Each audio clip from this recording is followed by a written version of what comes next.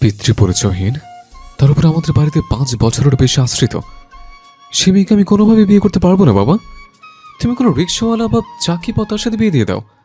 আমার স্ট্যান্ডার্ডস কোথায় আর ওই মেয়েটি কোথায়?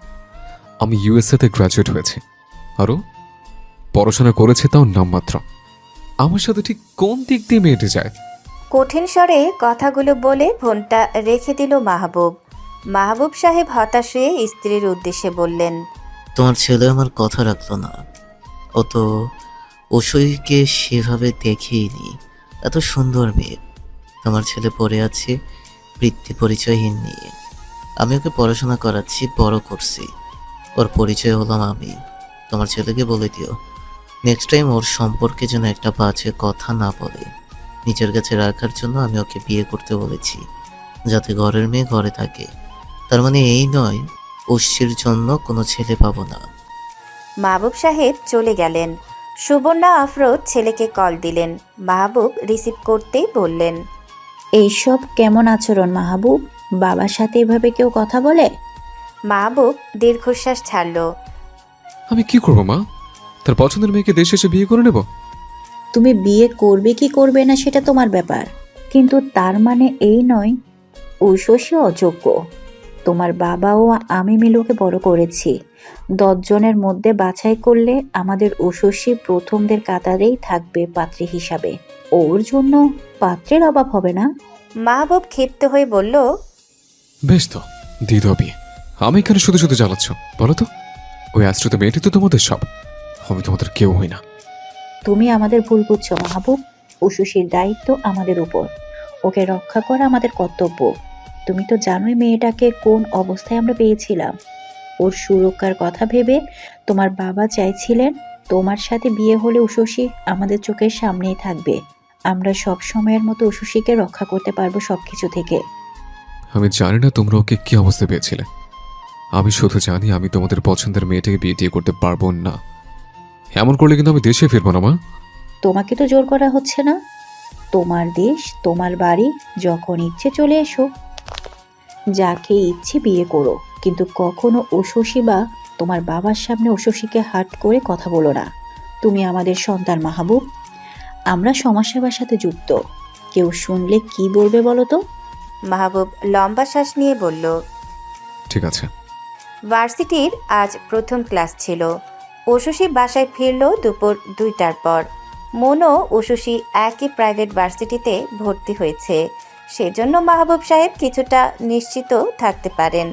মন ও ঐশীকে সবসময় একসাথে আসা যাওয়া করতে বলে দিয়েছেন। ড্রাইভার ওদের নিয়ে আসা যাওয়া করতে পারেন না, কারণ সকালবেলা মাহবুব সাহেব এখানে সেখানে গাড়ি দিয়ে চলে যান অফিসের কাজে।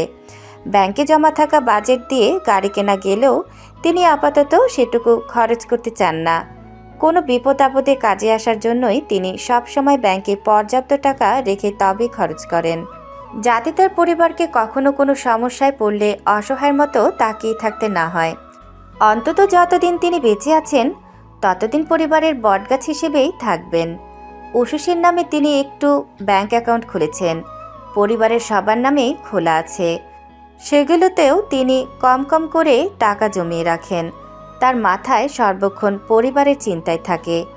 মাহবুব সাহেব দুপুরের খাবার খেতে বাসায় এলেন 3টার দিকে। ঐশী ও মন তখন সবে গোসল করে রেস্ট নিয়ে দুপুরের খাবার খেতে টেবিলে বসেছে। সুবর্ণা আফরোজ ও টেবিলে খাবার সাজিয়ে বসেছিলেন স্বামীর অপেক্ষায়। খাবার খেতে খেতে সবাই কথা বলতে লাগলো। প্রতিবারই তাদের আলোচনার বস্তু কেউ না কেউ। বেশিরভাগ যাকে নিয়ে কথা হয় তিনি হলেন এবারের ছোট ছেলে। মন তার ছোট ভাইয়ের খুবই ভক্ত। বলল, আচ্ছা বাবা বলো তো, ছোট ভাই ঠিক কার মতো দেখতে হয়েছে? হবে আমাদের যে কোনো একজনের মতো। কেন? এত সুদর্শন আমাদের পরিবারে আর কেউ নেই। তুমি একটা কাজ করছো না তো? আমাদের সুন্দরী ঐশীকে তুমি বরং ছোট ভাইয়ের সাথে বিয়ে দিয়ে দাও। ঐশী চোখ বড় বড় করে তাকালো।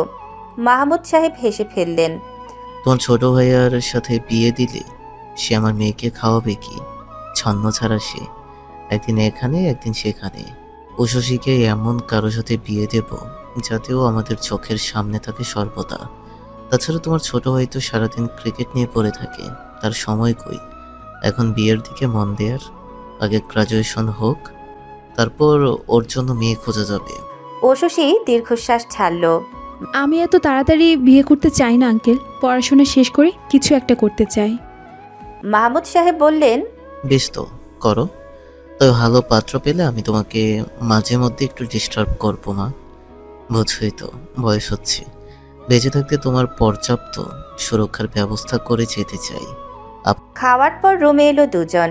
মন বিছানায় হাত পা ছড়িয়ে শুয়ে পড়তেই ঊশসী বলল, হোমওয়ার্ক কমপ্লিট করবি না? এত এত পড়া বাকি, সারাদিন পড়ে ও তো শেষ করতে পারবি না। মন তৎক্ষণাৎ উঠে বসল। হাই তুলতে তুলতে বলল, পড়াশোনা কি আবিষ্কার করেছে বলো তো? খাটের নিচ থেকে এলি ম্যাও করে ডাকলো। ঊশসী খিলখিল করে হাসল। এলিকে কোলে নিয়ে বলল, তুই খাটের নিচে এতক্ষণ লুকিয়েছিলি বাপ? আমি আরও তোকে সারা বাড়ি খুঁজে দেখবো ভাবছিলাম। এলিজাবেথ ঊশসীর একমাত্র আদরের বিড়াল, যাকে ঊশসী নিজের বন্ধু ও সন্তান ভাবে। এলি কোলে আরাম করে বসে ডাকলো, মাও। মন গালে হাত দিয়ে বলল, বড় ভাইয়া বিড়াল অপছন্দ করে। ভালো হয়েছে তোকে রিজেক্ট করেছে, না হলে তোর জীবন তেনা তেনা করে দিত। ঊশসী অবাক হয়ে বলল। মানে? মন জিহ্বায় কামড় দিয়ে বলল, এই রে, যা বলে ফেলাম। আচ্ছা তবে শোন, বাবা বড় ভাইয়াকে তোর বিষয়ে বলেছিল, তো বড় ভাইয়া মানা করেছে। তুই কি মন খারাপ করেছিস? মন খারাপ করিস না, তোর জন্য কি পাত্রের অভাব পড়েছে পাগলি? ঊশসী তাচ্ছিল্য হাসল। হাউ রিডিকিউলাস মন, আমাকে নিয়ে চারিদিকে এসব হচ্ছে। আমি জানি না আমার জন্য পাত্রের অভাব হবে কি না জানি না, তবে তোর কোনো ভাইকে আমি যে কখনো বিয়ে করব না সেটা শিওর। মন মন খারাপ করে বলল, তোকে ছাড়া আমরা থাকবো কিভাবে বলতো? সেই জন্য বাবা মা ভীষণ চিন্তা করে। তুই মন খারাপ করিস না। সেটা নিয়ে মন খারাপ করিনি, তারা আমার বাবা মার দায়িত্বে। অবশ্যই 100 বার পাত্র দেখতে পারে, তাতে আমার আপত্তি নেই। মন গাল টেনে দিয়ে বলল। আমার সুইট বোনটা। এলি উচ্চস্বরে ম্যাও বলল। মন চোখ রাঙিয়ে বলল, চুপ, এটা তোর মা হবার আগে আমার বোন হয়, হিংসুটে কোথাকার। সন্ধ্যার আকাশ হুট করে কালো মেঘে ঢেকে গেল। অন্ধকার আকাশ থেকে ঝুমঝুম করে বৃষ্টি নামল ধরণীতে। ঊশসী তখনও মাগরিবের নামাজ পড়ে পড়ার টেবিলে বসে নোট করছে। মন হাত পা ছড়িয়ে আরাম করে বিছানায় ঘুমোচ্ছে। হুট করে ঊশসী কলম রেখে উঠে দাঁড়ালো। গ্লাসের জানালা খুলে দিয়ে দাঁড়ালো পাশে। জানালা দিয়ে তাকালে রাস্তার মোড় দেখা যায়, তবে কাছাকাছি দেখা যায় বাসার গলিটা। সেখানে একটি শিউলি ফুলের গাছ আছে। অক্টোবরের বৃষ্টি ও রাস্তায় পড়ে থাকা শিউলি ফুলের ঘ্রাণ মিলে একাকার। ঊশসী দীর্ঘশ্বাস ছেড়ে সেগুলো অক্সিজেন হিসেবে টেনে নিল নিজের ভেতর। এই পৃথিবীতে সবার মা বাবা পরিবার থাকে না। ঊশসীর না থাকলেও সে মা বাবা পেয়ে গেছে। মাহমুদ সাহেব ও সুবর্ণা আফরোজ তার মা বাবা, যারা ঊশসীর দায়িত্ব নিয়েছেন আইনতভাবে। ঊশসীর তখন কত বয়স? 14 বা 15। অষ্টম শ্রেণীতে পড়তো তখন। ঊশসী এতিমখানায় বড় হলেও তার জীবন সহজ ছিল না। সেজন্যই আজ সে এখানে। সে এক বিরাট গল্প ও দুঃখের কাহিনী, যেগুলি ঊশসী মনে করতে চায় না, কিন্তু তবুও মনে পড়ে যায় আশেপাশে এত মানুষ থাকার পরও ঊশসী কী রকম একাকী দিন কাটিয়েছে। এতিমখানাটা মাহমুদ সাহেব ও তার কিছু পরিচিত বন্ধু মিলে একটি ফাউন্ডেশন খুলে তৈরি করেছিলেন। সেটাই বড় হয়েছে একটু একটু করে। ঊশসী তাদের প্রতি কৃতজ্ঞ। সে কৃতজ্ঞতার মতো অভাগাকে এই পরিবার জায়গা দিয়েছে। সে এখনও মাহমুদ সাহেব ও সুবর্ণ আফরোজকে মা বাবা বলে ডাকেনি। কবে ডাকতে পারবে নিজেও জানে না। মা বাবা শব্দটিতে তার বড়ই ভয়। এই পৃথিবীর মানুষ জানে না ঊশসী কত শত নির্ঘুম রাত পার করেছে, হয়েছে ক্ষতবিক্ষত। এরা শুধু ঊশসীর পিতৃপরিচয় নিয়ে তুচ্ছ-তাচ্ছিল্য করতে পারলেই বাঁচে। মেয়েও। ঊশসী হাত বাড়িয়ে কোলে তুলে নিল এলিকে। এলিজাবেথ বৃষ্টির দিকে তাকিয়ে চুপটি করে ঊশসীর সাথে মিশে রইল। ঊশসী ফুপিয়ে ফুপিয়ে নিশ্চুপে কাঁদতে শুরু করলো। তাকে কেউ তুচ্ছ-তাচ্ছিল্য করলে তার মন খারাপ হয়, অনেক মন খারাপ হয়। আমার জন্ম দেওয়ার মা বাবাকে আমি জানি না খোদা, এই পৃথিবী আমাকে কলঙ্কিত করতে পারলে যে আনন্দ পায়। জীবনের শেষ দিন হলো আমি তাদের জানতে চাই, যাতে অনুভব করতে পারি আমি পিতৃ পরিচয়হীন নই। আমাকে চাইলে তুচ্ছ তাচ্ছিল্য করা যায় না। অসু, উশুশি চোখ মুছে ঘুরে দাঁড়ালো। মন ঘুম ঘুম চোখে তাকিয়ে আছে। কি বলছিস? উশুশি হেসে বলল, বলছি অক্টোবরের বৃষ্টির কথা, সুন্দর না বল? হুম হুম। মন কিছুক্ষণ একদৃষ্টিতে তাকিয়ে থেকে উঠে এলো। বাহিরে তাকিয়ে বলল, মনের দোকানে চা খেতে যাবি অসু? এখন মন খারাপ থাকলে মন ভালো করার চেষ্টা করা উচিত, হাওয়ায় উড়িয়ে দেওয়া উচিত, না হলে মুখে পাথরের মতো জমে যায়। যাবি অসু মন ভালো করতে? উশুশি ভালো একটা থ্রি পিস পরে নিল। চুলগুলো পাঞ্চ ক্লিপ দিয়ে বেঁধে এলিকে বিছানার উপর রেখে বলল, বাহিরে অনেক বৃষ্টি, তোকে নিয়ে গেলে তুই ভিজে যাবে। তার চেয়ে বরং এখান থেকে আরাম কর, আমরা তাড়াতাড়ি চলে আসবো, কেমন? নিচে নেমে মন দেখল সুবর্ণা টিভিতে সিরিয়াল দেখছেন। সুবর্ণা দুজনকে ফিটফাট হয়ে নামতে দেখে বললেন, কোথাও যাওয়া হচ্ছে? হ্যাঁ মা, মোড়ে চায়ের দোকানে যাব। তুমিও চলো আন্টি। আমি কেন রে, তোরাই মজা কর। ছাতা নিয়ে যেতে ভুলিস না, সাবধানে থাকিস, তাড়াতাড়ি চলে আসিস, কিছু হলে ফোন দিস। মন হেসে বলল। সামনেই যাচ্ছি মা, এখানে কে কি করবে বলো তো? সুবর্ণা মেয়েকে চোখ রাঙালেন। তোমাদের জন্য বলছি না, উশুশির খেয়াল রেখো। ওরা দুজন ছাতা নিয়ে বেরিয়ে পড়ল রাস্তায়। রাস্তায় জমে থাকা পানিতে চটি জুতোর শব্দ তুলে এসে দাঁড়ালো শিউলি গাছের কাছে। কিছু ফুল কুড়িয়ে ব্যাগের মধ্যে রাখলো ওরা। মন বলল, আমার প্রিয় চেরি ব্লসম, কিন্তু শিউলি ফুল অন্যরকম সুন্দর। উশুশি কানে ফুল গুজে বলল, আমারও চেরি ব্লসম পছন্দ, শিউলি ফুলও পছন্দ, আমার সব ফুলই পছন্দ। ওরা নানান কিছু বলে খিলখিল করে হাসতে লাগলো। কথার তালে একসময় ছাতা পড়ে গেল রাস্তার ধারে। বৃষ্টির প্রতিটি ফোঁটা হয়তো ওদের কল্পনার চেরি ব্লসম হয়ে ঝরে পড়ল ওদের শরীরে। একে অপরের দৌড়ানি দিতে গিয়ে তাদের কারো জুতো ছিঁড়ে গেল, কারো হাত ছিলে গেল, তবুও তারা খুশি। বৃষ্টির পানিতে নাচতে নাচতে তাদের আর চা খেতে যাওয়া হলো না। যখন বৃষ্টি কমে এলো, আকাশ হুট করে থামিয়ে দিল কান্না। তখন আকাশে দেখা গেল সুন্দর উজ্জ্বল এক চাঁদ। দুজন ছেঁড়া জুতো ও ছাতা হাতে ভেজা পোশাক ঝাড়তে ঝাড়তে বাসার গেট দিয়ে প্রবেশ করলো। কলিং বেলটা চাপ দিতে সুবর্ণা আফরোজ খুন্তি হাতে নিয়ে দরজা খুলে দিলেন। রাগে অগ্নিশর্মা মাকে মন কিছু বোঝাতে গেলেই ছাড়ি খেলো। এই অবেলায় বৃষ্টিতে ভিজেছো কেন তোমরা? জ্বর টর বাঁধালে কি হবে?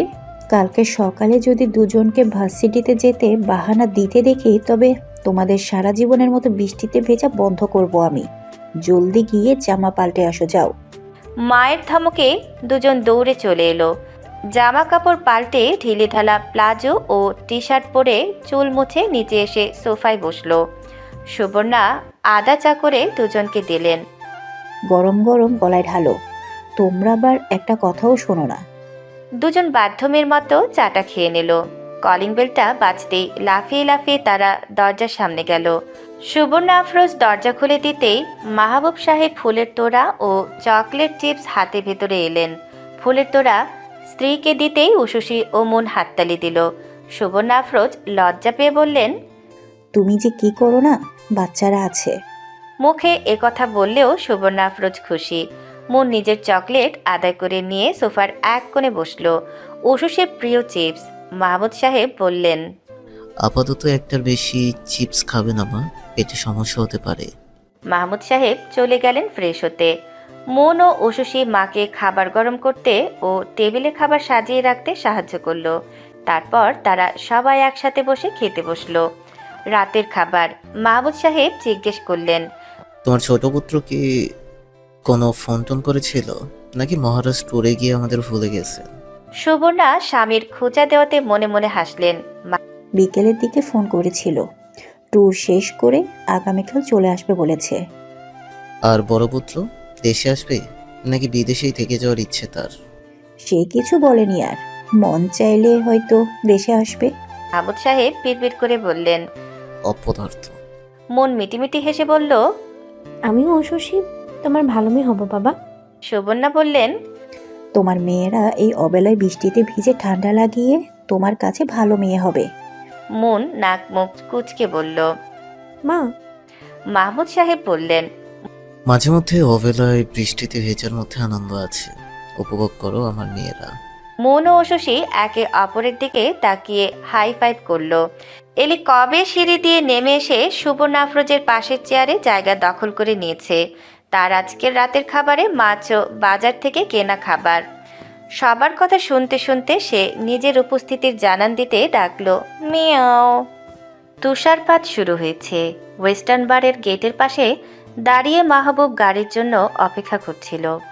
মোবাইলে দেখা লোকেশন অনুযায়ী গাড়ি আসতে 20 মিনিট লাগার কথা, কিন্তু এবার মনে হচ্ছে অনেকক্ষণ অপেক্ষা করতে হবে তাকে। বিরক্তিতে মাহবুব দাঁড়িয়ে না থেকে আবার বাড়ি প্রবেশ করলো। এখানে সে আসে না, রুমমেটের টানাটানিতে আসতে হয় মাঝে মধ্যে। ভেতরে সবাই ড্রিঙ্ক করতে ব্যস্ত। মাহবুব যখনই আসে একপাশে বসে থাকে নিশ্চুপে। ওয়েস্টার্ন কান্ট্রিতে বসবাস করলেও ও নিজের পারিবারিক শিক্ষা ভুলে যায়নি। বাবা জানতে পারলে কোনোদিন ওকে বাড়িতেই ঢুকতে দিবেন না। নিজের মনের স্বস্তির জন্য হলেও মাহবুব সর্বদা এসব থেকে দূরে থাকে। ফিয়াম গ্লাস হাতে এগিয়ে এসে বলল, তোমাকে বিপদে ফেলে দিয়েছি তাই না? মাহবুব হাসতে চেষ্টা করে বলল, ইটস ওকে, বাইরে তুষারপাত হচ্ছে, আমি সেজন্য ফিরে এসেছি। ফিয়াম আবার ফিরে গেল টেবিলে।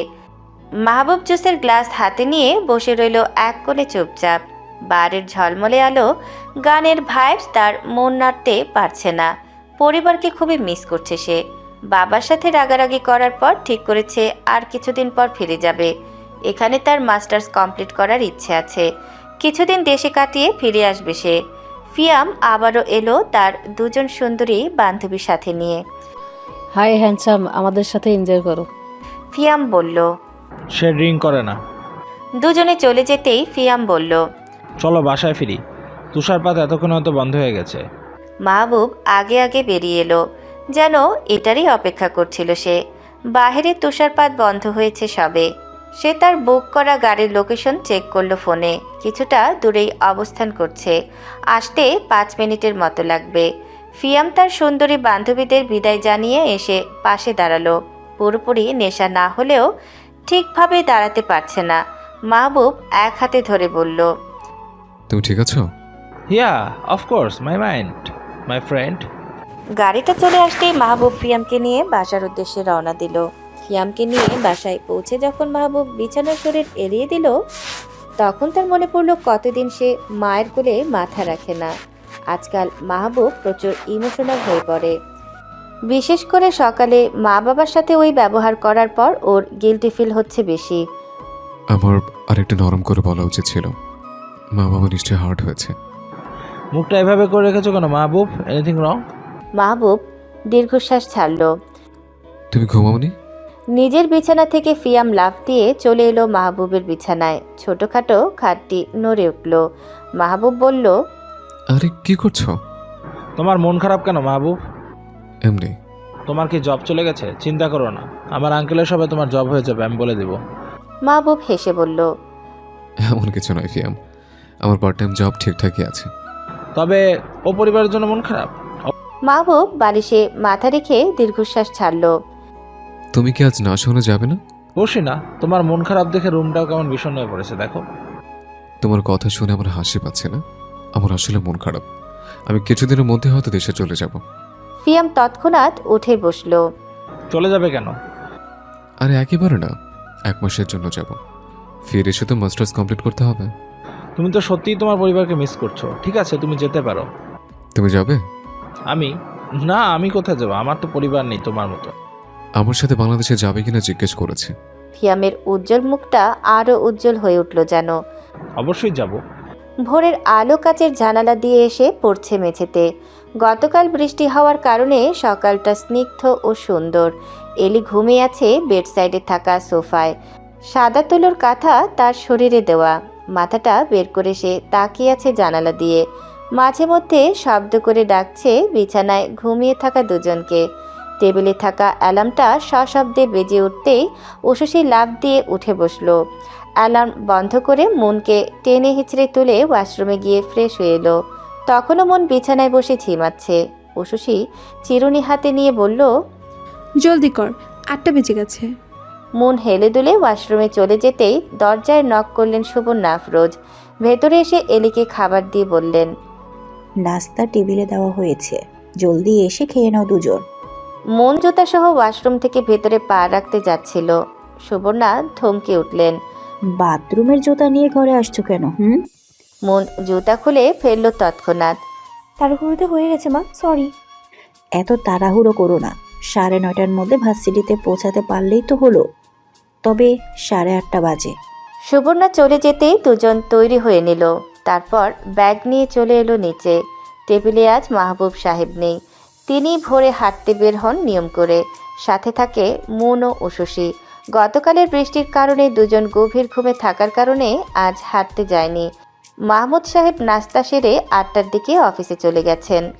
মা আজ আমাদের বাসায় আসতে বিকেল হয়ে যেতে পারে, লাইব্রেরিতে বসে নোট করব। দুপুরে খেতে আসবে না? না, আমরা ক্যান্টিন থেকেই খেয়ে নেব। রহিমা আগামীকাল চলে আসবে গ্রাম থেকে, সেজন্য আজকের দিনটা তোমাদের কষ্ট করতে হবে। যদি দুপুরে বাসায় আসো তবে ফ্রিজ থেকে বের করে গরম করে তারপর খেয়ে নিও। আমি 10টার মধ্যে কোর্টে চলে যাব। আদেশ শিরোধার্য মিসেস অ্যাডভোকেট। নাস্তা খেয়ে ওরা দুজন এক দৌড়ে চলে এলো মোড়ে। মন এদিক সেদিক তাকিয়ে বলল, রিক্সাওয়ালা আমাদের একসাথে বিয়ে লাগলো নাকি? হ্যাঁ, একটা রিক্সাও চোখে পড়ছে না কেন? উশুসী বলল, চল হেঁটে চলে যাই, সামনেই তো। পারবো না, সবেই নাস্তা করেছে, হাঁটতে কষ্ট হবে আমার। দেরি হয়ে যাবে তো। হবে না, একটু অপেক্ষা করি। উশুসী আরও কিছুক্ষণ দাঁড়িয়ে হাঁটতে শুরু করলো ভার্সিটির উদ্দেশ্যে। মন পেছন পেছন যেতে যেতে বলল, তুই আমাকে ফেলে চলে যাচ্ছিস কেন? আর বাবা, আমি কি জানতাম নাকি যে আজ রিক্সা পাবো না? ভার্সিটি গেট কয়টায় বন্ধ করে দেয় জানো? মন হাত ঘড়ির দিকে তাকিয়ে বলল, 9:45, এখন 9:40 বাজে।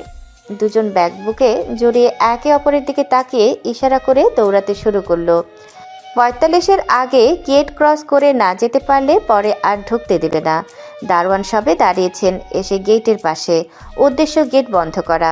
ঝড়ের বেগে দুজনে দৌড়ে আসতে দেখে সরে গেলেন। উশুসী ও মন গেটের ভেতরে প্রবেশ করে দারোয়ানের দিকে তাকিয়ে হাসলো, হাই ফাইভ করে বলল, মিশন কমপ্লিট। বিকালের মিঠে রোদ ভার্সিটির মাঠটা সোনালি রঙে রাঙিয়ে রেখেছে যেন। মাঠের এক এক জায়গায় এক এক দল বসে আছে। উশুসী ও মন বসে আছে ঠিক মাঠের দক্ষিণ দিকে, যেখানটায় বসে সকলকে ভালো মতো দেখা যায়। উশুসীদের পাশে এসে বসলো ওদের আরও দুজন সহপাঠী। চারজন একসাথে বসে নোট করতে করতে বিভিন্ন কিছু নিয়ে কথা বলছিল। বাকি দুজনের নাম হলো শ্রেয়সী ও প্রীতি। দুজনেই হিন্দু ধর্মের। এমনিতে পড়াশোনা নিয়ে কথা বলা ছাড়া তাদের আর অন্য কোনো কিছু নিয়ে কথা হয় না। ভার্সিটি বাদে দেখাও হয় না। বিকালের রোদটা মেয়ে আসতেই মন পেট চেপে উঠে দাঁড়ালো ব্যাগ কাঁধে নিয়ে। আমার অনেক খিদে পেয়েছে, ক্যান্টিনের শুকনো খাবারে পেট ভরেনি।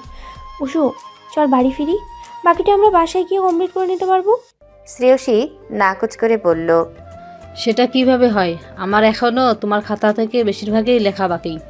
মন উশুসীর হাত ধরে টেনে দাঁড় করিয়ে বলল, নাম্বার নিয়ে যাও, বাসায় গিয়ে পিক তুলে পাঠিয়ে দেবো, হবে না? শ্রেয়সী মানল। মন বিদায় নিয়ে উশুসীকে নিয়ে রিক্সা দিয়ে বাসায় এলো। এক্সট্রা চাবি দিয়ে বাড়িতে প্রবেশ করলো তারা। সুবর্ণা আফরোজ এখনও ফেরেনি, হয়তো আজ অনেক বেশি ব্যস্ত তিনি। উশুসী ব্যাগটা সোফায় রেখে ফ্রিজ থেকে খাবার বের করে গরম করে নিয়ে এলো। মন খেতে খেতে বলল, থ্যাংক ইউ।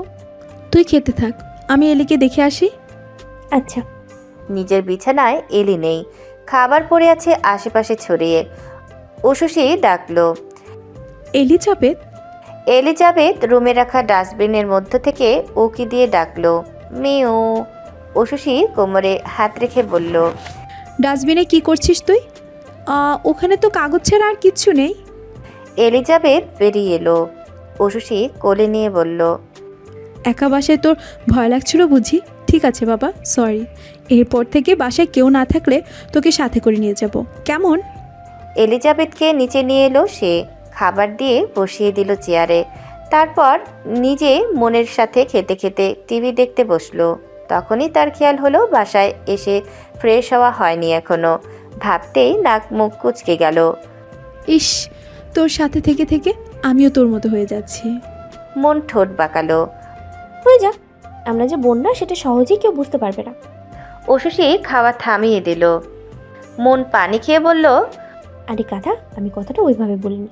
অনেকেই বিশ্বাস করে না যে তুই আমার বোন। আমরা একই স্বভাবের হয়ে গেলে কারো কারো সন্দেহ থাকবে না আর, সেটাই বলছি। উশুশি কাঁটা চামচ ধরলো মনের দিকে।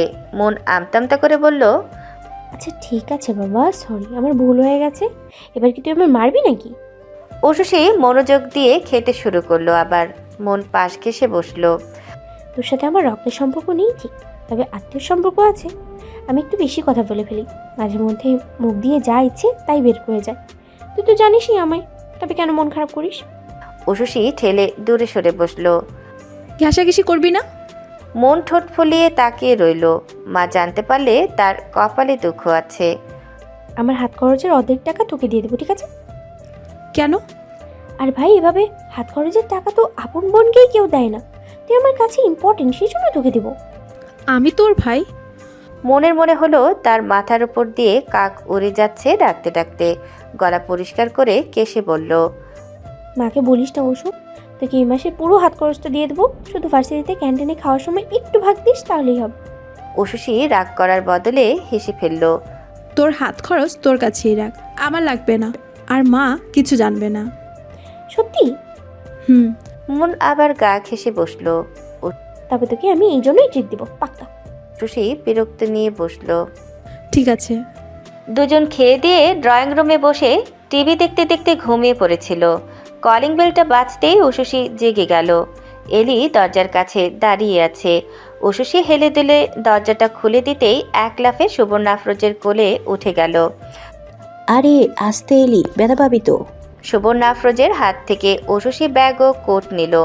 ভেতরে এসে সুবর্ণা আশ্চর্য হয়ে বললেন, এ কি হাল করেছো তোমরা?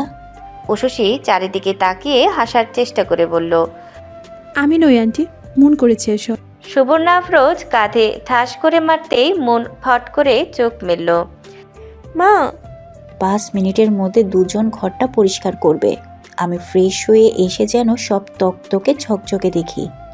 এলিকে নিয়ে সুবর্ণা চলে যেতেই মন ঝাড়ু ও উশুশি বালতি ভর্তি করে পানি নিয়ে এসে ঘরটা পরিষ্কার করতে লাগলো তাড়াতাড়ি।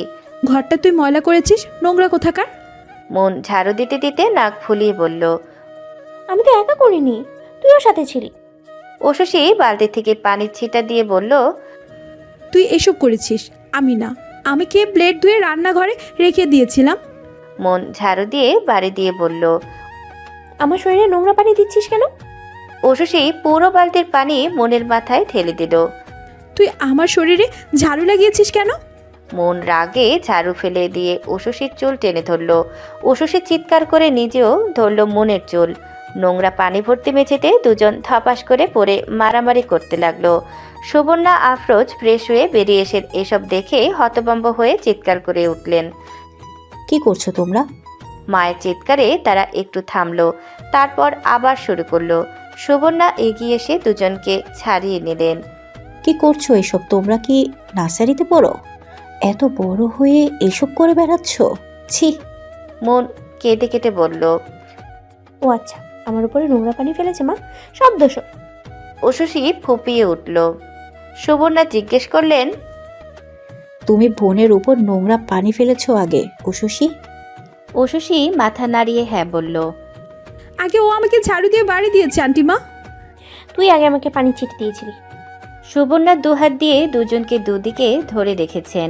দুজনের শরীরেই ময়লা লাগানো, মুখে মেঝেতে পড়ে থাকা তরকারি লেগে আছে। সুবর্ণা কোনো রকমে বললেন, উশুশি, তুমি আমার রুমে যাও। মন, তুই তোদের রুমে যা। দুজন ফ্রেশ হয়ে নিচে আসবি। কেউ কারোর দিকে তাকাবে না। সময় 10 মিনিট দিলাম। যে এই নিয়মের বাহিরে যাবে তার 2 মাসের হাত খরচ বন্ধ। দুইজন দুই দিকে চলে গেল। সুবর্ণার নাক মুখ কুচকে ফ্লোর পরিষ্কার করলেন। রহিমাটা কাল এলেই তিনি এসব থেকে বাঁচেন। আকাশে জ্বলজ্বল করছে তারাগুলো। চাঁদের আলোয় কিছুটা আলোকিত অন্ধকার রাস্তা। মাহের অন্ধকার রাস্তা অতিক্রম করে ফুলের দোকানের সামনে এলো। কাঁধে ট্যুর ব্যাগ এবং ব্যাগসহ একটি ব্যাগ, মাথায় পরা ক্যাপ দিয়ে অর্ধেক মুখ ঢাকা। এত ফুলের মধ্যে আপনার ভাবির জন্য কোন ফুলটা নিব বলুন তো? অল্প বয়সী দোকানদার ছেলেটি দাঁত বের করে হাসল। মাহেরের আশেপাশে অসংখ্য ক্রেতাদের ভিড়। এই ফুলটা দিন তো। তখনই মাহিরেরও চোখ পড়ল সেটাতে। সেও সাথে সাথে বলল। আমাকেও ওই ফুলটাই দিন। তারা পাশাপাশি দাঁড়িয়ে একে অপরের দিকে তাকালো কৌতূহল নিয়ে। মাহির বিস্ময়ে হতভম্ব হয়ে মাথার ক্যাপটা নামিয়ে মুখ ঢেকে ফেলল। মাহমুদ সাহেব চশমা ঠিক করে আবারও তাকালেন। তুমি? মাহির এক হাতে ক্যাপ দিয়ে মুখ ঢেকে রেখে আরেক হাতে মানিব্যাগ বের করতে গিয়ে সব নিচে ফেলে দিল। নিচে পড়া মানিব্যাগটা মাহমুদ সাহেব তুলে দেখলেন ব্যাগে এনআইডিতে খুবই স্পষ্ট করে লেখা মাহির চৌধুরী। মাহমুদ সাহেব মানিব্যাগটা খুবই সহজভাবে এগিয়ে দিলেন। দোকানদার ছেলেটি দুজনকে দুটো ফুল দিয়ে মাহিরকে বলল। মাহির কাপা হাতে ফুল নিল। মাহমুদ সাহেব ফুল হাতে নিয়ে হাতের ব্যাগটা মাহিরের দিকে বাড়িয়ে দিলেন। মাহির বিনা বাক্যে ব্যয় অফিস ব্যাগটা আরেক হাতে ধরল। তারপর দুজন হেঁটে চলল বাড়ির দিকে। মাহমুদ সাহেব রাস্তার মোড়ে এসে বললেন, তোমার বউয়ের একটা ফুলে হবে তো? বউ, কি বলছো এসব বাবা? মাহমুদ সাহেব যেন আকাশ থেকে পড়লেন। বাবা? কে তোমার বাবা? মাহির লজ্জায় ঠোঁট চেপে এদিক সেদিক তাকিয়ে বলল, তুমি যা ভাবছো তেমন কিছু নয় বাবা। আমি তো কিছু ভাবিনি।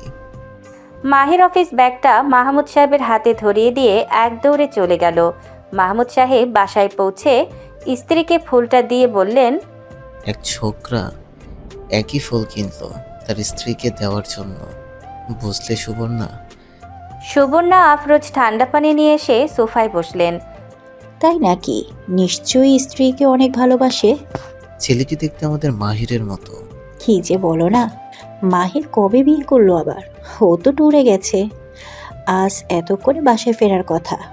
মাহমুদ সাহেব পানি খেয়ে বললেন, সেটাই তো, আমাদের অত ছোট ছেলে বিয়ে কিভাবে করবে? কিন্তু আশ্চর্যের বিষয়, ছেলেটি বারবার আমাকে বাবা ডাকছিল। সুবর্ণা আফরোজ ভয়ঙ্করভাবে বিস্মিত হলেন। মাহমুদ সাহেব বললেন, ঠিকই শুনেছ, ওটা তোমার গুণধর ছেলেটাই। আমার সামনে পড়ায় দোকানদারকে বলে কোন ফুলটা আপনার ভাবির জন্য নিব বলুন তো। সুবর্ণা আফরোজের মনে হলো আশেপাশে কোথাও বাজ পড়েছে। মাহির বিয়ে করে নিয়েছে, অবিশ্বাস্য। তবে কি ছেলেটা ট্যুরের কথা বলে এতদিন বউ নিয়ে সংসার করছিল? মাহমুদ সাহেব স্ত্রীর গম্ভীর মুখটা পরখ করে বললেন, আজ মন ও উষুকে দেখছি না কেন? পাথরের মতো সুবর্ণা উত্তর দিলেন, দুটো ঝগড়া করেছে। চিন্তা করো না, মাহির আমাদের না জানিয়ে কিছু করার মতো ছেলে নয়, হয়তো কোনো প্রেমিকা টেমিকা জুটিয়েছে। সুবর্ণা কোনো কথা না বলে খাবার গরম করে টেবিল সাজালেন। মাহমুদ সাহেব ফ্রেশ হয়ে মন ও উষসীকে নিয়ে টেবিলে খেতে বসলেন। শুনলাম তোমরা আজ ঝগড়া করেছিলে। মন খেতে খেতে বলল, ওই আগে শুরু করেছিল। উষসী বলল। সব দোষ মনের। মাহমুদ সাহেব বললেন, তোমাদের আমি এখন যা বলবো তা শুনে তোমরা চমকে যাবে। দুজনেই আগ্রহের সাথে বলল, কি? আমি তোমাদের মায়ের জন্য মোড়ের দোকান থেকে ফুল কিনছিলাম, তখন একটি ছেলে কাঁধে ট্যুর ব্যাগ ও ব্যাট ব্যাগ এবং মাথায় ক্যাপ পরা দোকানদারকে বলল, কোন ফুলটা আপনার ভাবির জন্য নেব বলুন তো। মন ও উষসী একে অপরের দিকে তাকিয়ে চিৎকার করে উঠল, মাহির ভাই? ঠিক বুঝেছ। মাহির ভাই বিয়ে করে নিয়েছে? আপাতত সঠিক করে বলতে পারছি না। সুবর্ণা আফরোজ তিনজনের দিকে চোখ গরম করে তাকালেন। চুপচাপ খাও, একটা শব্দ যাতে না হয়। মাহমুদ সাহেব ইশারায় মেয়েদের বুঝালেন। তোমাদের মায়ের মাথা গরম। খাওয়ার পর চারজন সোফায় বসে অপেক্ষা করতে লাগলো। 10টা বেজে গেলেও মাহিরের টিকিটও দেখা গেল না। সুবর্ণা তারপর শুরু করলেন একের পর এক ফোন করা। 5 নম্বর ফোনের বেলাতে কলিং বেলটা বেজে উঠল। সুবর্ণা সেকেন্ডের মধ্যে দরজা খুলে দিলেন। মাহির দাঁত বের করে হেসে বলল, কেমন আছো মা? কতদিন তোমায় দেখি না। মায়ের পেছনে বাকি তিনজনকে দেখতেই মাহিরের মুখটা চুপসে গেল। মুখে দুনিয়ার সব অন্ধকার নামতেই মাহমুদ সাহেব বললেন, ছেলেটাকে আগে ভেতরে আসতে দাও। সুবর্ণা আফরোজ দরজা ছেড়ে সরে দাঁড়ালেন। মাহির মাথা নিচু করে ভেতরে এলো। সুবর্ণা রান্নাঘরে যাওয়ার আগে বললেন, ফ্রেশ হয়ে এসো। মাহির দৌড়ে নিজের রুমে চলে এলো। কাঁধ থেকে ব্যাগ নামিয়ে বিছানায় হাত পা ছড়িয়ে শুয়ে পড়ল। উষসী ও মন বাহির থেকে উকি দিয়ে ডাকলো। ভাইয়া? মাহির লাফ দিয়ে উঠে বসলো। কি চাই তোদের? মন দরজা থেকে 2 পা এগিয়ে এসে বিছানায় বসে পড়ল। নিচু স্বরে জিজ্ঞেস করলো, বাবা যা বলছে তা সত্যি? তুমি মাহির মুখটা এদিক সেদিক ঘুরিয়ে বলল, কি বলেছে বাবা? তুমি কি আমি কোনো বিয়ে টিয়ে করিনি। সত্যি করনি? বাবু সেটাই বলছিল, তুমি হয়তো কোনো প্রেমিকা টেমিকা জুটিয়েছো। মাহির বিড়বিড় করল, প্রেমিকা জুটিয়েছি না চাই? আমার প্রেমটা হওয়ার আগেই তোদের সব জানতে হলো? কি বলছো ভাইয়া? কিছু না, তোদের পড়া নেই, যা ভাগ। উষসী দরজার সামনে থেকে দৌড়ে চলে গেল। মন বলল, বলো না সত্যিটা কি, প্রমিস কাউকে বলবো না।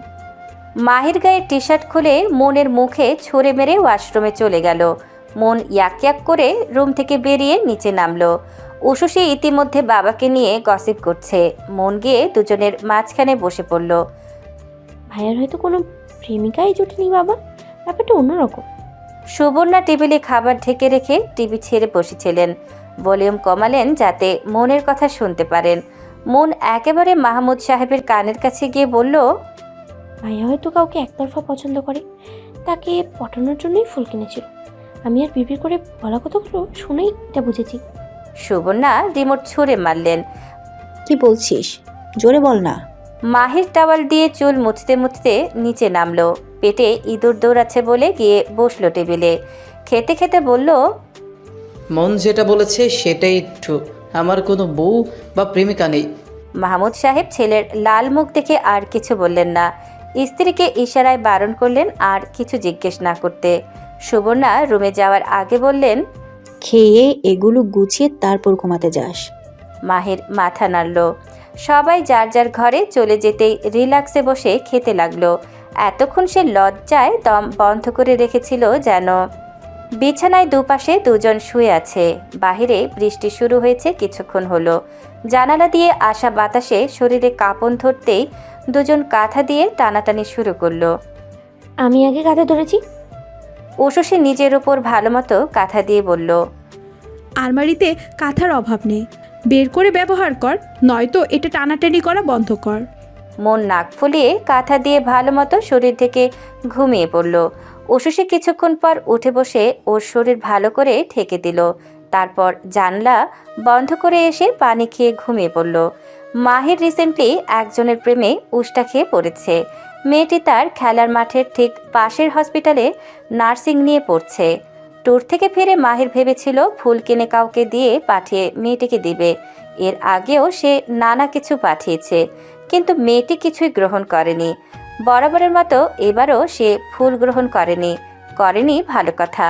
মাহির সেটাতে অভ্যস্ত, কিন্তু সে জীবনে প্রথমবার এমন পরিস্থিতিতে পড়ল, বাবার জায়গায় বড় ভাই হতে পারত মন বা উষসী, কিন্তু বাবাই কেন? লজ্জায় মাহির তখন কি করবে ভেবে পাচ্ছিল না। সেজন্য তখন বাবাকে এগিয়ে দিয়ে দৌড়ে চলে গেছিল। গেটের সামনে পায়চারি করতে করতে ভাবছিল যাবে কি যাবে না। মায়ের ফোন পেয়ে অবশেষে সে সাহস সঞ্চয় করে এসেছিল, তবে বাবা তাকে বাঁচিয়ে দিয়েছেন। মাহির মনে মনে খুশি এমন সাপোর্টিভ মা বাবা পেয়ে। শুক্রবার, সাপ্তাহিক ছুটির দিন। এইদিকে এই বাড়িতে সবাই একটু দেরি করে ঘুম থেকে ওঠে। সুবর্ণা আফরোজ সেই জন্য সকালে ঘুম থেকে উঠে তাড়াহুড়ো করে আর নাস্তা বানালেন না, আর সবার মতো তিনিও ঘুমে বিভোর হলেন। এদিকে গ্রাম থেকে 8টার বাসে করে রহিমা 10টার দিকে চলে এসেছে।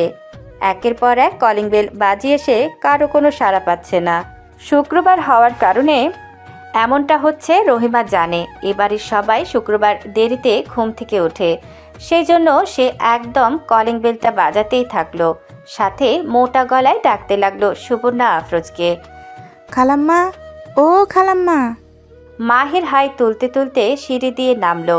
রহিমা হয়তো ঠিক করেছে আজ কলিং বেলের শব্দে সবার কান উড়িয়ে দিবে। শোবার রুমে সহজে শব্দ যায় না। মাহির একটু আগে উঠে ছাদে ব্যায়াম করে নিচে এসেছিল চা করতে। চায়ে চিনি মিলাতেও রহিমা বাধা দিল, কিন্তু মাহির জেদি। সে চায়ে চিনি মিলিয়ে আয়েশ করে বসে চা খেয়ে তবেই এসে দরজাটা খুলে দিল। রহিমা দরজা দিয়ে প্রবেশ করেই বলল, ছোট ভাইজান আপনি? তোমার যন্ত্রণায় আমাকে এই দরজাটা খুলে দিতে হলো। একটুর জন্য মনে হচ্ছিল কলিং বেলটাই ব্লাস্ট করিয়ে ছাড়বে। রহিমা দাঁত বের করে হাসল। আজ শুক্রবার তো, সবাই তো ঘুমে থাকে, তাই ভাবলাম যাতে সবার কানে পৌঁছায়। মাহির হাত ভাঁজ করে সোফায় বসে বলল, তোমার কথা বলার ধরন পরিবর্তন হয়েছে, দেখে ভালো লাগছে। গুড জব রহিমা, এবার আমার জন্য পাস্তা বানিয়ে আনো যাও। রহিমা মুখ বাঁকিয়ে রান্নাঘরে চলে গেল। মাহির আয়েশ করে বসে টিভি দেখতে লাগলো। বাংলাদেশের ক্রিকেটের পুরনো একটি ম্যাচ সে পুনরায় দেখা শুরু করেছে। রহিমা পাস্তা বানিয়ে নিয়ে এসেছে। মাহিরকে ক্রিকেট খেলায় মনোযোগ দিয়ে দেখতে দেখে বলল, এত দেখে কি করবেন ভাইজান, জিততে তো আর পারে না। একদিন অবশ্যই ফাইনাল জিতবে। কইছে আপনারে, এরা তো সবসময় এইরকম। আপনি যে কি বুঝে এইসবের দিকে চাইয়া থাকেন বুঝি না। মাহির চটে গিয়ে বলল, একটু আগে যেভাবে কথা বলছিলে সেভাবে বলো। None of your business Rahima Begum. ভাইজান, আমি রহিমা বেগম না, রহিমা আক্তার।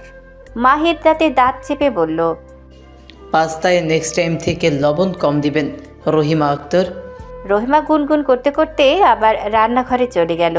সবার জন্য নাস্তা বানিয়ে দুপুরের রান্নাটাও সে করে ফেলবে এখন। দুপুরের রান্না যখন সবে সে শুরু করেছে তখনই ধীরে ধীরে সবাই ঘুম থেকে উঠল। সুবর্ণা আফরোজ রহিমাকে দেখে খুশি হয়ে বললেন, তুই তবে এসেছিস, বাড়িটা তোকে ছাড়া খালি খালি লাগছিল।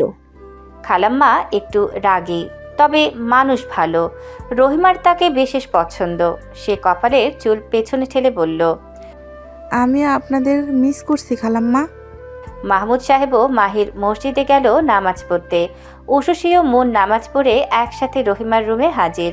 রহিমা গ্রামে যাওয়ার আগে বলে গেছিল তার এক হবু প্রেমিকের কথা। প্রেম হবে হবে ভাব, সেটাই হলো কিনা জানার জন্য তারা উদ্গ্রীব। রহিমা দুজনের মনের কথা বুঝে কপালের চুল পেছনে ঠেলল, ওড়না দিয়ে মুখ ঢেকে মিটিমিটি হাসতে লাগলো। মন ও উশুসি একে অপরের দিকে তাকিয়ে রহিমাকে বলল, তার মানে? রহিমা মাথা নাড়িয়ে হাত দিয়ে মুখ ঢাকলো লজ্জায়। মন ও শশী রহিমাকে জাপটে ধরে বসালো। কেমন কি হলো বলো বলো বলো। আমি বাড়িতে যাবার একদিন পর সে আমাদের পাশের বাড়ির টিনের চাল মেরামত করতে আসছিল। কাজের ফাঁকে একটা বাচ্চারে দিয়া চিঠি পাঠাইছিল। কি লেখা ছিল সেটা? রহিমা তার জামা কাপড়ের নিচ থেকে চিঠি বের করলো। মন ও শশী উকি দিয়ে একসাথে পড়ল, কলেজের রহিমা আক্তার, আমি তোমারে মেলা ভালা পাই। তুমিও যদি ভালা পাইয়া থাকো তয় পুকুর পাড়ে আইসা দেখা করিও। রহিমা হাতে ওড়না পেঁচাতে পেঁচাতে বলল, আমি গেছিলাম, তারপর সে আমারে। মন ঝুঁকে গেল। সে আমাকে কি রহিমা চুমু? রহিমা মুখ ঢাকলো। আপা কি যে বলেন না। শশী ও মন একে অপরের দিকে তাকিয়ে জিজ্ঞেস করলো, তবে কি? সে আমারে নাম্বার দিছে, আমাদের এখন ফোন আলাপ হয়। মন হতাশ হয়ে বলল, সো আনরোম্যান্টিক। শশী জিজ্ঞেস করলো, ফোনে ও চুমা দেয়নি? রহিমা এবার লজ্জা পেয়ে চলেই গেল। মন ও শশী উদাস হয়ে গিয়ে টেবিলে বসলো। রহিমা খাবার দিতে দিতে মিটিমিটি হাসছে। মাহির ভ্রুকুচকে সবই পরখ করছে। দাঁত দিয়ে এভাবে চেপে রাখলে ঠোঁট কেটে যাবে রহিমা বেগম। হাসি পেলে মন খুলে হাসো, কেউ কিচ্ছু বলবে না। সুবর্ণা আফরোজ জিজ্ঞেস করলেন, হঠাৎ এত খুশি কিসের জন্য রে? আসার পর থেকে তোকে অন্যরকম লাগছে। রহিমা কটমট দৃষ্টিতে মাহিরকে দেখে নিয়ে বলল, তেমন কিছু না খালাম্মা, ওই মোবাইলে ফানি ভিডিও দেখতেছিলাম। মন ও শশী একে অপরের দিকে তাকিয়ে নিঃশব্দে হাসল। মাহির সবই খেয়াল করেছে। ঘুরে ফিরে সব সন্দেহ রহিমার উপর যাচ্ছে। কিছু তো একটা হয়েছে যেটা সে জানে না, না হলে এরা সবাই এত হাসছে কেন? মাহির হাত দিয়ে চুল ঠিক করলো। পরিবারের পুরুষদের মধ্যে সে সবচেয়ে বেশি সুদর্শন। গতকাল ঘুম হয়নি ভালো, চোখ মুখ একটু অন্যরকম, সেজন্য এরা তাকে নিয়ে হাসছে না তো? মা, আমাকে কেমন লাগছে বলো তো? রোজ যেরকম লাগে সেরকমই লাগছে। মন ফিসফিস করে জিজ্ঞেস করলো, না হো ভাবির সাথে দেখা করতে যাবে নাকি? মাহির মাথায় ঠাস করে থাপ্পড় দিল। চুপচাপ খা। এই সপ্তাহ টানা রাতভর বৃষ্টির কারণে বাংলাদেশের আবহাওয়া ঠান্ডা। এয়ারপোর্ট থেকে বের হতেই বিকেলের দমকা হাওয়ার ঝাপটায় শরীর শিরশির করে উঠল। ধুলোবালি উড়ে এসে লাগলো শরীরে। ফিয়াম শরীর ঝাড়তে লাগলো। মাহবুব বলল, অভ্যাস করো নাও, এটা আমার দেশ। গায়ের ওভারকোটটা খুলে ফেলল ফিয়াম। বলল, এই আবহাওয়াতেও গরম লাগছে। লাগারই কথা। ফিয়াম সবসময় বরফ শীতল প্রকৃতি দেখে অভ্যস্ত। তার সব কাপড়ই বেশিরভাগ ভারী। গায়ের শার্টেও গরম লাগছে ভীষণ। মাহবুব ওকে নিয়ে ভাড়া করা গাড়িতে উঠে বসলো। গাড়ি বাসার উদ্দেশ্যে চলতে শুরু করতেই বলল, বেশি দূর নয়, 1 ঘন্টার মধ্যে পৌঁছে যাব। তারপর তোমরা আমার জন্য আরামদায়ক পোশাক কিনতে মার্কেটে যাবো রেস্ট নিয়ে। একটু সহ্য করে নাও। ফিয়াম শার্টের বোতাম একের পর এক খুলতে শুরু করলো। তারপর একেবারেই খুলে ফেলল শার্ট। শার্টের নিচে থাকা গেঞ্জিটাও তার সহ্য হচ্ছে না। ফিয়াম মন খারাপ নিয়ে জিজ্ঞেস করলো, এখন এমন অসহ্য গরম কেন বলো তো? বাংলাদেশে জন্ম নিয়েও মাহবুবের কানের পাশ দিয়ে ইতিমধ্যে ঘাম ছুটতে শুরু করেছে। সাধারণত বাংলাদেশিদের কাছে এমন আবহাওয়া পছন্দ। অনেক দিনের অভ্যাস পাল্টে গেছে মাহবুবের। তার হলদে চামড়া ইতিমধ্যে খুটখুট শুরু করে দিয়েছে। ফিয়াম ইতিমধ্যে কয়েকবার হাঁচি দিয়েছে। ফর্সা চামড়ার বিদেশি যুবকটার যে বড্ড কষ্ট হচ্ছে বুঝতে পেরে মাহবুব গাড়ি থামাতে বলল। ঠান্ডা পানি মাস্ক কিনে নিয়ে এসে বলল, পানি খাও, আরাম পাবে। ফিয়াম পানি খেয়ে ফিসফিস করে বলল, বাড়িতে এমন অদ্ভুত রকম গন্ধ মাহবুব, আমার দম বন্ধ হয়ে আসছে। মাস্ক পরে নাও। ফিয়াম মাস্ক পরে ড্রাইভারকে বলল। প্লিজ এসির পাওয়ার বাড়ান। ড্রাইভার ফিয়ামের ইংরেজি বুঝলেন না। মাহবুব বুঝিয়ে বলতেই তিনি হেসে বললেন, গাড়িতে তো এসি নাই ভাইজান। মাহবুব সেটা ফিয়ামকে বলতেই ফিয়াম আশ্চর্য হয়ে গেল। হাত দিয়ে এসি দেখাতেই ড্রাইভার বললেন, এটা পুরানো, নষ্ট হয়ে গেছে। মাহবুব অসহায় হয়ে মায়া নিয়ে বিদেশি বন্ধুটার মাথায় হাত বুলিয়ে দিল। হাত ঘুরিয়ে সময় দেখে নিয়ে বলল, আর মাত্র কিছু সময়। ফিয়াম ধীরে ধীরে শার্ট পরে ঠিকঠাক হয়ে গেল। দুজনের মুখেই মাস্ক, চোখে সানগ্লাস। বাসার সামনে গাড়িটা থামতেই মাহবুব ফিয়ামকে নিয়ে নেমে পড়ল। তারপর ব্যাগপত্র সব নামিয়ে ড্রাইভারকে বিদায় করে ধীরে ধীরে সেগুলো গেটের ভেতরে নিয়ে গেল। ফিয়াম গেটের ভেতরে প্রবেশ করতেই বলল, ওয়াও। গেটের চারিদিকে কিছু জায়গায় ফুল গাছ লাগানো হয়েছে। সেগুলো বড় হয়ে গন্ধে ভরিয়ে রেখেছে ওদের ডুপ্লেক্স বাড়িটা। ফিয়াম মাস্ক খুলে প্রশান্তির নিঃশ্বাস নিল। মাহবুব সেটা দেখে স্বস্তি পেল। পছন্দ হয়েছে? এবার আমার অনেক ভালো লাগছে মাহবুব। থ্যাংক গড, আমি তোমাকে নিয়ে চিন্তা পড়ে গেছিলাম। ফিয়াম বাগানের দিকে এগিয়ে যেতে যেতে সব মুগ্ধ হয়ে দেখতে লাগলো। কত সুন্দর বাগান। মাহবুব পেছন থেকে বলল, পরে দেখো, আগে ভেতরে চলো। মাহবুব। মাহবুব চমকে দৌড়ে এলো। কি হয়েছে? এলিজাবেথ গাছের আড়াল থেকে উকি দিয়ে ডাকলো, মেউ। ক্যাট। ও নো, আমি সাপ ভেবে ভয় পেয়ে গিয়েছিলাম। ওর লেজে আমার পা পড়েছে। মাহবুব, ক্যাট ব্যথা পেয়েছে, ডক্টরের কাছে নিয়ে চলো। মাহবুব ভ্রুকুচকে বিড়ালটাকে দেখলো। মাথায় পুকি বেল্ট লাগানো, পরনে জামাও আছে, এমনকি ঠোঁটে লিপস্টিকও। মেয়ে বিড়াল, তাও তাদের বাড়ির বাগানে। নিশ্চয়ই কারো বিড়াল এসে ঢুকে পড়েছে। ডাক্তারের কাছে নিয়ে যেতে হবে না, ব্যথা পাইনি। চলো ভেতরে চলো। ফিয়াম অনিচ্ছা সত্ত্বেও মাহবুবের পেছনে পেছনে বেরিয়ে এলো বাগান থেকে। সদর দরজা হাট করে খুলে রাখা।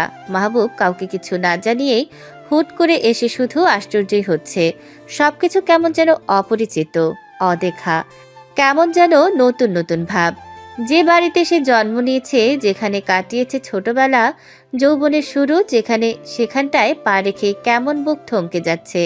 সুবর্ণা আফরোজ উকিল হওয়ার দরুন নিজের অফিসেই থাকেন দিনের বেশিরভাগ। তার অফিস বাড়ি থেকে 30 মিনিট দূরত্বে। আজ বুধবার। বাংলাদেশের ক্যালেন্ডারে নভেম্বর মাস চলছে। বাড়িতে উশুশি, মন এবং রহিমা একাই ছিল। মন ও রহিমা গিয়েছে কাঁচা বাজারে। উশুশি পিরিয়ডের যন্ত্রণায় কাতর হয়ে বিছানায় পড়ে পড়ে ঘুমাচ্ছে। মাঝে মধ্যে বিড়বিড় করে এলিকে ডাকছে। দুষ্টু এলি কোথায় কি করছে সে জানে না। এদিকে খিদেতে উশুশির পেট ব্যথা বাড়ছে। মন ও রহিমাকে কাঁচা বাজারে পাঠিয়েছে চালতা খুঁজে নিয়ে আসতে। তার ভীষণ কাঁচা চালতা খেতে ইচ্ছে করছে। দরজায় কে যেন শব্দ করছে একাধারে। মনের কাছে তো বাড়ির চাবি আছে, তবুও কেন কলিং বেলটা বাজিয়ে তার কানের 12টা বাজাচ্ছে। উশুশি ধীরে ধীরে উঠে বসলো। দরজাটা ঠাস করে কেউ খুলে ভেতরে এসেছে। পায়ের শব্দ পাওয়া যাচ্ছে। মা, উশুসি চমকে উঠল। কেউ সুবর্ণা আফরোজকে ডাকছে। স্বরটা তার পরিচিত। পরিচিত বলেই কিনা উশুসি লাফ দিয়ে উঠে দৌড়ে রুম থেকে বের হলো। এই মুহূর্তে তার সব ব্যথা কোথাও একটা যেন উধাও হয়ে গেছে। সে সিঁড়ি দিয়ে নামতে নামতে অদ্ভুত ও আশ্চর্য দুই জোড়া চোখের সামনে পড়ল। কারো দিকে না তাকিয়ে উশুসি সোফা থেকে বই ও ছোট টেবিলটা থেকে প্লেটগুলো সরিয়ে নিল তাড়াতাড়ি। সব মনের কাজ। উশুসির শরীরের সাথে সাথে হাত কাঁপছে। এভাবে হুট করে কাউকে না জানিয়ে আসার কি দরকার ছিল? আশ্চর্য। সে ফ্রিজ থেকে কোল্ড ড্রিঙ্কস বের করলো। আর কি দেওয়া যায় ভাবতে গিয়ে উশুসি কিছুই ভেবে পেল না। টলমল করা চোখে সে ভালো করে তাকাতেও পারছে না। এ কি বিপদে সে পড়ল? কিছু আর না ভেবে উশুসি কোল্ড ড্রিঙ্কসগুলোই নিয়ে গেল। ফিয়াম আয়েশ করে সোফায় বসেছে। উশুসি ছোট কাচের টেবিলটায় কোল্ড ড্রিঙ্কস রেখে মাথা নিচু করে বলল, কেউ বাসায় নেই? মাহবুব অদ্ভুত দৃষ্টিতে তাকিয়ে আছে। সে জিজ্ঞেস করলো, তুমি কে? উশুসি চমকে উঠল। কেন নিজেও জানে না কি বলবে সে। সে তো এই বাড়ির রক্তের কেউ হয় না, আইনগতভাবে মেয়ে হয়। সেটাই কি বলবে? কিন্তু এই মানুষটা তো তাকে এই পরিবারের কেউ বলে মানে না। উশুসি তাই শুধু নিজের নামটাই বলল। আমি উশুসি শেহরিন। মাহবুবের অদ্ভুত দৃষ্টি পাল্টে এবার বিস্ময় রূপ নিয়েছে। মেয়েটাকে সে দেখেছিল শেষবার যখন, তখন এইটুকু ছিল। সারাক্ষণ মুখটা গোমরা করে রাখত আর মনের সাথে ঝগড়া করত। মাঝে মধ্যে স্কুল থেকে কেঁদে কেটে বাড়ি আসতো। নাক দিয়ে গড়গড়িয়ে পানি পড়ত। ফিয়াম খুশি হয়ে কোল্ড ড্রিঙ্কসে চুমুক দিল। তারপর গড়গড় ইংরেজিতে বলল এসির পাওয়ার বাড়িয়ে দিতে। গাড়ির ড্রাইভারের মতো উশুসি এসি নেই বলল না দেখে ফিয়াম শান্তি পেল। উশুসি এসির পাওয়ারটা বাড়িয়ে দিয়ে নিজের ফোন আনতে রুমে গেল। সবার প্রথমে সে ফোন করলো সুবর্ণা আফরোজকে। সুবর্ণা আফরোজ ক্লায়েন্টদের সাথে মিটিংয়ে থাকলে ফোন সাইলেন্ট করে রাখেন। এই বিকেলবেলা তাকে তাই পাওয়া গেল না। উশুসি এবার ফোন করলো মাহমুদ সাহেবকে। রিসিভ হতেই উশুসি যেভাবে পারে সেভাবেই এতটুকু বুঝিয়ে বলল যে মাহবুব চৌধুরী বিদেশ থেকে বাড়ি এসেছে। সন্ধ্যা ঘনিয়ে আসতে কিছু সময় বাকি। মন ও রহিমাও কেন যেন আসছে না উশুসি বুঝতে পারছে না। কাঁচা বাজার বন্ধ হওয়ার সময় চলে আসলো, অথচ ওরা ফিরল না। পিরিয়ডের মধ্যে এত সব টেনশন সে নিতে পারছে না। আশ্চর্যের বিষয়, মাহবুব চৌধুরীর ড্রয়িং রুম থেকে এখনও নড়েনি। আরে ভাই, নিজের রুম তো চিনিসই, চলে যা না। তা না, বসে আছে নিচে। সম্ভবত জেদ ধরেছে কেউ তাকে আপ্যায়ন না করলে নড়বে না। আগে থেকে না জানিয়ে আসার কারণে রুমটাও পরিষ্কার করার কথা ওঠেনি। উশুসির অনেক গরম লাগছিল, তাই সে শরীর ধুয়ে জামা পাল্টে নিল। অনেক পড়া বাকি তার, কিন্তু নিচে আপদ রেখে পড়তে মন বসবে না। বুদ্ধি করে উশুসি তাই নিচে নামলো। নামতেই মনে হলো সে চরম ভুল করে ফেলেছে। মাহবুব চৌধুরীর লাল চোখে তাকিয়ে আছে তার দিকে। সে আমতা আমতা করে বলল, আপনার রুম পরিষ্কার করেনি, আপাতত মাহির ভাইয়ের রুমটা ব্যবহার করুন। উশুসির বলতে দেরি মাহবুবের দাঁড়াতে দেরি হয়নি। ফিয়ামকে নিয়ে সে তৎক্ষণাৎ উপরে চলে গেল। সাথে টেনে নিয়ে গেল 3-4টা ব্যাগ। উশুসি ফ্রিজ খুলে ক্যাপসিকাম সহ কিছু সবজি পেল। সেগুলো দিয়ে নুডলস সিদ্ধ করে রামেন বানিয়ে টেবিলে দিল। ফিয়াম খেয়ে বলল, অনেক ভালো হয়েছে, থ্যাংক ইউ সিস্টার। উশুসির বড্ড খারাপ লাগলো। সরি, আমি তেমন রান্নাবান্না করতে পারি না। ওরা খেয়ে আয়েশ করে সোফায় বসলো। কলিং বেলটা বাজলো মাগরিবের আজানের পর। মাহমুদ সাহেব একগাদা বাজার হাতে ভেতরে আসলেন। উশুসি সেগুলো নিয়ে রান্না করে যেতে যেতে বলল, অনেক দেরি করেছ। বাজার করতে গিয়ে দেরি হয়ে গেল মা। সবকিছু কেমন যেন উল্টাপাল্টা। উশুসি চিন্তিত হয়ে জিজ্ঞাসা করলো, বাজারে মন্দির দেখেছ? মাহমুদ সাহেব ছেলের সাথে কোলাকুলি করে বললেন, না তো, ওরা বাজারে কখন গেল? অনেকক্ষণ, নিশ্চয়ই দুটো ঘোরাঘুরি করছে কোথাও। ভাইয়াদের কিছু দিয়েছো? রামেন বানিয়েছি শুধু। I am sorry. আরে সরি বলছো কেন? বাবার খিদে পেয়েছে, রামেন পাওয়া যাবে? উশুসি হেসে মাথা নাড়ালো। মাহমুদ সাহেব টেস্ট করে বললেন, অনেক ভালো হয়েছে, মায়ের থেকে শিখেছো। হুম। সুবর্ণা ফোন ব্যাক করেছে। এখন না, আমি তাকে ও মনকে মেসেজ দিয়ে রেখেছি। উশুসি কথা বলার ফাঁকে আর চোখে সোফায় বসে থাকা দুজনের দিকে তাকাচ্ছে। বাবা ছেলের এমন কৌশল সে আশা করেনি। শুধু কোলাকুলি, কেউ কারোর সাথে এখন পর্যন্ত একটাও কথা বলেনি। ওশসী কি বুঝে ফিয়ামকে ইশারা করলো, হাত দিয়ে দেখালো মাহমুদ সাহেবকে হাই বলতে। ফিয়াম এতক্ষণ ইতস্তত করছিল সম্ভবত। ওশসীর ইশারাতে বেচারা সাহস করে মাহমুদ সাহেবকে বলল, আঙ্কেল, আমি ফিয়াম, মাহবুবের রুমমেট। মাহমুদ সাহেব ছেলেটাকে খোঁচা দিয়ে বললেন, ছেলের না হোক, ছেলের বন্ধুর মুখে কথা উঠেছে, এতটুকুই যথেষ্ট। তুমি এসেছো, খুশি হয়েছি। আশা করি আমাদের এবং আমাদের দেশ তোমার ভালো লাগবে, ফিয়াম। মাহমুদ সাহেবের উত্তরে ফিয়াম যথেষ্ট খুশি। সে ওশসীকে আঙ্গুলের সাহায্যে নিজের খুশির কথা জানালো। ঠিক 7টার সময় মন ও রহিমা সুবর্ণা আফরোজকে সাথে নিয়ে বাসায় ফিরল। ওশসী তখন রাগে একাকার। সারা জীবনের মতো চালতা খাওয়ার স্বাদ মিটে গেছে তার। মন বাড়িতে এসেই লাফিয়ে লাফিয়ে গিয়ে ভাইকে জড়িয়ে ধরে কিছুক্ষণ ধস্তাধস্তি করলো। সুবর্ণা আফরোজ আচমকা ছেলের আগমনে খুশি হলেন। জড়িয়ে ধরে বললেন, এতদিনে মাকে দেখতে আসতে মন চাইলো? মাহবুব অনুতপ্ত হয়ে বলল, সরি মা, ছুটি কতদিন? 1 মাসের মধ্যে ফিরে যেতে হবে, মাস্টার্সের ভর্তি আছে। ঠিক আছে। ফিয়ামের সাথে পরিচিত হলেন সুবর্ণা। ফিয়াম প্রশংসা করে বলল, আমিও আইন নিয়ে পড়াশোনা করেছি আন্টি। শুনে ভালো লাগলো। তুমি এসেছো, খুশি হয়েছি। অনেক বড় হয়ে গেছো, মাশাল্লাহ। শেষবার 2 বছর আগে মাহবুবের সাথে তোমার ছবি দেখেছিলাম আমি। ওশসী কটমট করে রহিমার দিকে তাকিয়ে আছে। মন ও রহিমা কাজের থেকে অকাজি করে বেশি। সুবর্ণা আফরোজ ও কি বুঝে, রহিমা ছাড়া কিছু বুঝে না। ওশসী নিচু আওয়াজে বলল, চটজলদি মাহবুব চৌধুরীর রুম পরিষ্কার করো, নয়তো তোমার খবর আছে। আমার কোনো দোষ নাই আপা, মন আবার শপিংয়ের জন্য দেরি হয়ে গেছে। চুপচাপ কাজ করো, নয়তো সত্যি সত্যি আন্টিকে বলে দেব। রহিমা বালতি ও ঝাড়ু নিয়ে নিজের কাজে লেগে পড়ল। সুবর্ণা আফরোজকে বলে ওশসী মনকেও সাথে পাঠালো। মন বুঝল ওশসী ইচ্ছে করে এমন করেছে। সে একটু আগেই পার্লার থেকে চুল কেটে এসেছে। এখন ঘর পরিষ্কার করতে গিয়ে চুল ময়লায় ভরে যাবে। ভাবতে মনের ইচ্ছে করছে ওশসীকে উপরে তুলে কয়েকটা আছাড় মারতে। সুবর্ণা আফরোজ ফ্রেশ হয়ে এসে ওশসীকে নিয়ে রান্নাঘরে ব্যস্ত হয়ে পড়লেন। সবজি ও মাংস ধোয়ার পর সুবর্ণা বললেন, তুই এবার রুমে যা, কিছুক্ষণ রেস্ট নিয়ে পড়তে বস, বাকিটা আমি করে নিতে পারবো। সমস্যা নেই আন্টিমা, আমার পেট ব্যথা আপাতত নেই। ঠিক আছে, তবে 2-1টা বিস্কিট খেয়ে পানি খেয়ে নে, তারপর পড়তে বস। রান্না শেষ করে ডাক দিব। থাকি না আন্টিমা, সবাই এখানে। ঠিক আছে, এলিকে খাবার দিয়ে আয়, ওকে অনেকক্ষণ হলো দেখছি না। তখনই ওশসীর খেয়াল হলো সে নিজেও অনেকক্ষণ ধরে এলিকে ধারে কাছে কোথাও দেখেনি। সে যে গেছিল ফিরে আসেনি। কি রে, কি হয়েছে? মুখটা এমন করে রেখেছিস কেন? এলি সম্ভবত বাগান থেকে আর ফিরে আসেনি।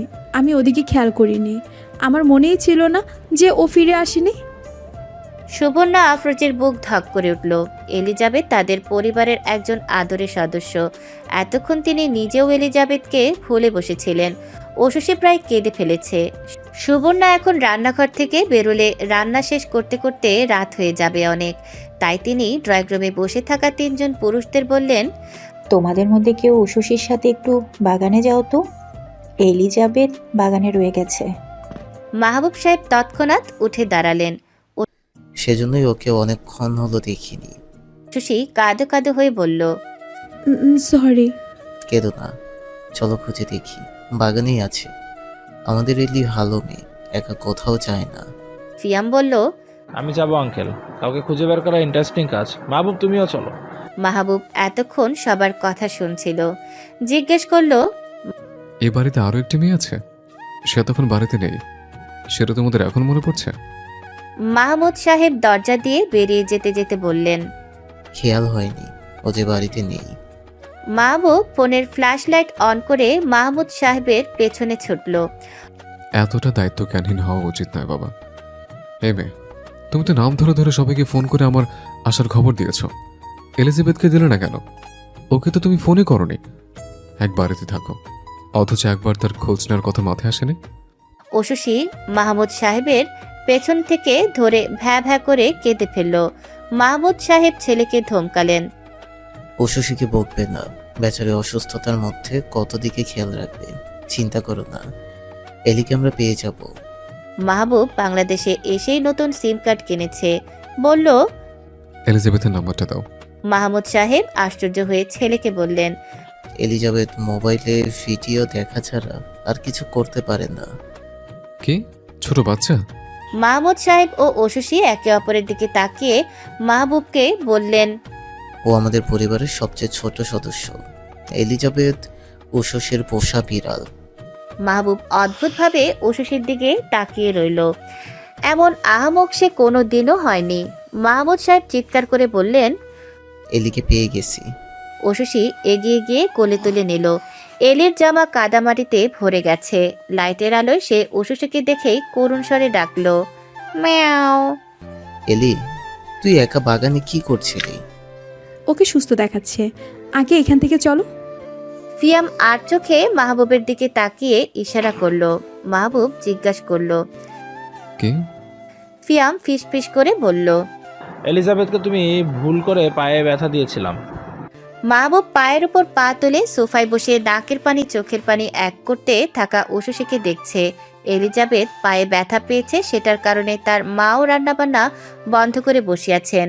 মন ও রহিমা তার রুম অর্ধেক পরিষ্কার করে আপাতত ড্রয়িং রুমের ফ্লোরে বসে ওশুশীর সহযোগী হয়ে কান্না করছে। এমন ড্রামাটিক পরিবারের সদস্য হয়ে মাহবুব হাসবে নাকি কাঁদবে বুঝতে পারছে না। বাদর মেয়েগুলো তার পুরো পরিবারকে বাদর বানিয়ে ফেলেছে। নোংরা ময়লা আবর্জনার পাশে একটু ছোট্ট বিড়াল বসে ডাকছিল। হয়তো কিছুদিনই হয়েছিল তার পৃথিবীতে আসা। ওশুশী তখন ক্লাস 10মে পড়ে। শীতকালে বড্ড তাড়াতাড়ি হয়তো সন্ধ্যা নেমে যায়। সেদিনও ছিল তেমনই একটি দিন। মনকে নিয়ে কোচিং থেকে বাসায় ফেরার পথে কনকনে শীতে কাঁপতে থাকা অবলা প্রাণীটাকে দেখে ওশুশীর কি যে মায়া লাগলো। নিজের অবস্থান মনে করে শুকরিয়া জানালো আল্লাহকে। বিড়ালটার জায়গায় সেও থাকতে পারত। পিতৃপরিচয়হীন হয়েও সে কখনো রাস্তায় কনকনে শীতে অসহায়ের মতো এভাবে বসে থাকেনি। আল্লাহ কোনো না কোনোভাবে কাউকে না কাউকে তার সাহায্যকারী হিসেবে, আশ্রয়দাতা হিসেবে পাঠিয়ে দিয়েছিলেন। সেদিন তেমনই এক উসিলায় ওশুশী দাঁড়িয়েছিল বিড়ালটির সামনে। বিড়ালটিকে যখন ওশুশী মাটি থেকে তুলে হাতে নিল, তখন ধূসর চোখের বিড়ালটি করুণ স্বরে ডেকেছিল, মাও। সেই থেকে ওশুশী মা হয়ে গেল। বিড়ালটির গায়ের রং ধবধবে ফর্সা হলেও গোলাপি আভায় মোড়ানো। ওকে রোদে নিয়ে গেলে সোনার মতো জলজল করে। স্কুল ড্রেস পরনে তারা দুইজন বিড়ালটিকে নিয়ে বাসায় এসেছিল কাঁপতে কাঁপতে। বিড়ালটিকে ওশুশী নিজের সোয়েটারের পকেটে ঠাঁই দিয়েছিল। ভেবেছিল আপাতত লুকিয়ে রাখবে, পরে জানাবে সুবর্ণা আফরোজকে। কিন্তু সেও মন যখন বাড়িতে প্রবেশ করলো, সুবর্ণা আফরোজ যখন তাদের রোজকার নিয়ম স্কুল কেমন ছিল জিজ্ঞেস করে নাস্তা বানাতে যাবেন, তখনই বিড়ালটি মাথা বের করে উকি দিয়ে ডেকেছিল, মেও। সে কি আতঙ্কের সময় ছিল। তারা দুজন শীতেও ঘামছিল। সুবর্ণা আফরোজ নোংরা কিছু পছন্দ করেন না। গম্ভীর হয়ে জিজ্ঞেস করেছিলেন, বিড়ালটিকে কোথা থেকে এনেছো? একে অপরের খোঁচাখুচি করে ওশুশী বলেছিল, ওর অবস্থা অনেক খারাপ আন্টিমা, ডাস্টবিনের পাশে বসে কাঁদছিল আর মাকে ডাকছিল। সেজন্য নিয়ে চলে এসেছো? আমি ওকে আমার সাথে রাখি, প্লিজ, কথা দিচ্ছি ও নিচে আসবে না। বন্দি করে রাখবে? এমন হলে তো দুদিনে ও দম বন্ধ হয়ে মারা যাবে। তবে ওকে আমার কাছে দিয়ে দুজন ফ্রেশ হতে যাও। ওরা ফ্রেশ হয়ে পড়ার টেবিল থেকে উঠে বারবার সুবর্ণা আফরোজের রুমে উকি দিচ্ছিল। রাতে খাবার টেবিলে ওশুশী শব্দ করে কেঁদে কেঁদে বলেছিল, তুমি ওকে ফেলে দিয়েছো? সুবর্ণা আফরোজ উত্তর দিয়েছিলেন, আমার এক ডাক্তার বান্ধবী আছে, তার কাছে সকালে নিয়ে যাব। ওর সব রকম পরীক্ষা করার পর যদি বলে যে বিড়ালটা বাড়িতে রাখা যাবে, তবেই তুমি সেটা রাখতে পারবে। আজকাল পশু পাখি থেকে ওর নানান রোগ হচ্ছে, জানো নিশ্চয়ই। ওশুশী সেদিন সারা রাত ঘুমায়নি। কোচিং কামাই করে দুজন বাড়ি ফিরেছিল দুপুরেই। তাদের অনেক অপেক্ষা করিয়ে সুবর্ণা আফরোজ সন্ধ্যার পর বিড়াল নিয়ে বাড়ি এসেছিলেন। ওর গলায় সোনালি ছোট ঘণ্টির চেন পরিয়ে দিয়ে ওশুশীর হাতে তুলে দিয়েছিলেন। সেই থেকে এলিজাবেথ এই বাড়ির সদস্য। ওর নাম রাখার কাহিনীটাও না হয় অন্যদিন বলবো। মা, মাহবুবের রাগে অসহ্য লাগছে সব। সুবর্ণা আফরোজ চোখ মুছে বললেন, কিছু বলবে? আমি জার্নি করে এসেছি, খেতে পেয়েছে। তুমি বিড়ালটাকে বড় দেখো আগে প্লিজ, খাবার দাও। আমিও তোমার ছেলে, এ বাড়ির সদস্য। যাচ্ছি বাবা। এমন করে বলছিস কেন? এলিজাবেথ তো তোরই ভাগ্নি। ভাগ্নি? সুবর্ণা আফরোজ রান্নাঘরে চলে গেলেন। ঐশী এলিকে নিয়ে নিজের রুমে এলো। পরিষ্কার করে খাবার খাইয়ে ওর বিছানায় বসিয়ে বলল, তোকে না বলেছি যেখানেই যাস সন্ধ্যার পর ঘরে থাকতে? এলি ধমক খেয়ে ফিটফিট করে তাকালো। ওর শরীরে পাতলা আরামদায়ক কাঁথাটি দিয়ে ঐশী নিচে যাওয়ার আগে বলল, রেস্ট কর, ঘুমা। আগামীকাল ডাক্তারের কাছে নিয়ে যাব। নিচে নেমে ঐশী আবারও মাহবুবের লাল চোখের শিকার হলো।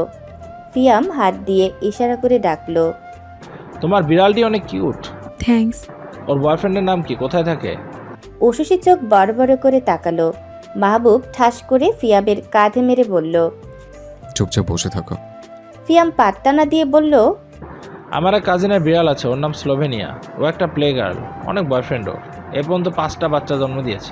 ঐশী থমথমে গলায় বলল, আমাদের বিড়াল এমন নয়, ও বাড়ির বাইরে যায় না একা একা। কেন? ও তো তবে সঙ্গীর অভাবে একদিন চলে যাবে কোথাও। মাহবুব সাহেব সোফায় এসে বসলেন। যাবে না, আমাদের এলি এখনো ছোট, আর একটু বড় হোক, ওর জন্য জামাই দেখব। আমাদের আন্টির বান্ধবী ডাক্তার, তার মাধ্যমে পার্টনার বের করা সহজ হয়ে যাবে। ঐশী হাসার চেষ্টা করলো। আমি তবে এখন যাই। ফিয়াম আর চোখে মাহবুবের রাগী দৃষ্টি দেখে নিয়ে বলল, যাও। এমন লাল চোখে তাকিয়ে থাকে কেন? মনে হয় খেয়ে ফেলবে। কি ভাবে? মনে হয় আম্বানির পোলা। তোর খিদে লেগেছে, তুই রেঁধে খা না। আমার আন্টি মাকে অর্ডার করে একাই অর্ধেক রামেন খেয়েও নাকি তার পেটে খিদে। আর কেউ মনে হয় বিদেশে পড়তে যায়নি। ভাবের ভাব একটা। তুমি মনে হয় কোনোদিন আমার সুন্দর ছেলে দেখোনি, সেজন্য গায়ে পড়তে চেষ্টা করছো। ঐশী চমকে দেয়ালের সাথে লেগে গেল। মাহবুব বড় বড় পা ফেলে নিজের রুমের দিকে চলে গেল।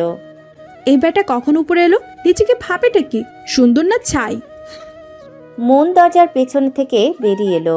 তুই আমার ভাইকে নিয়ে বাজে কথা বলছিস কেন? তোর ভাই কি বললো আমাকে? আমি কি তার গায়ে পড়ে থাকি নাকি? ভাই আসছে, চুপ কর। ঐশী দেখলো মাহবুব দ্রুতগতিতে তার থেকে এগিয়ে আসছে। মন ভয় পেয়ে রুমে ঢুকে দরজা বন্ধ করে দিল, ঐশীকে বাহিরে রেখেই। ঐশী আবারও দেয়ালের সাথে লেগে গেল। মাহবুব ওর সামনে এসে থামলো, শান্ত কণ্ঠে বলল, তখন আমি ফিয়ামের কথা বলেছিলাম। তো আমার এত শখ নেই যে আপনার বন্ধুর গায়ে পড়বো। দেখতেই পাচ্ছি। মাহবুব কেন যে উপরে এলো আর কেনই বা চলে গেল নিচে, কোনোটাই ঐশীর মাথায় ঢুকলো না।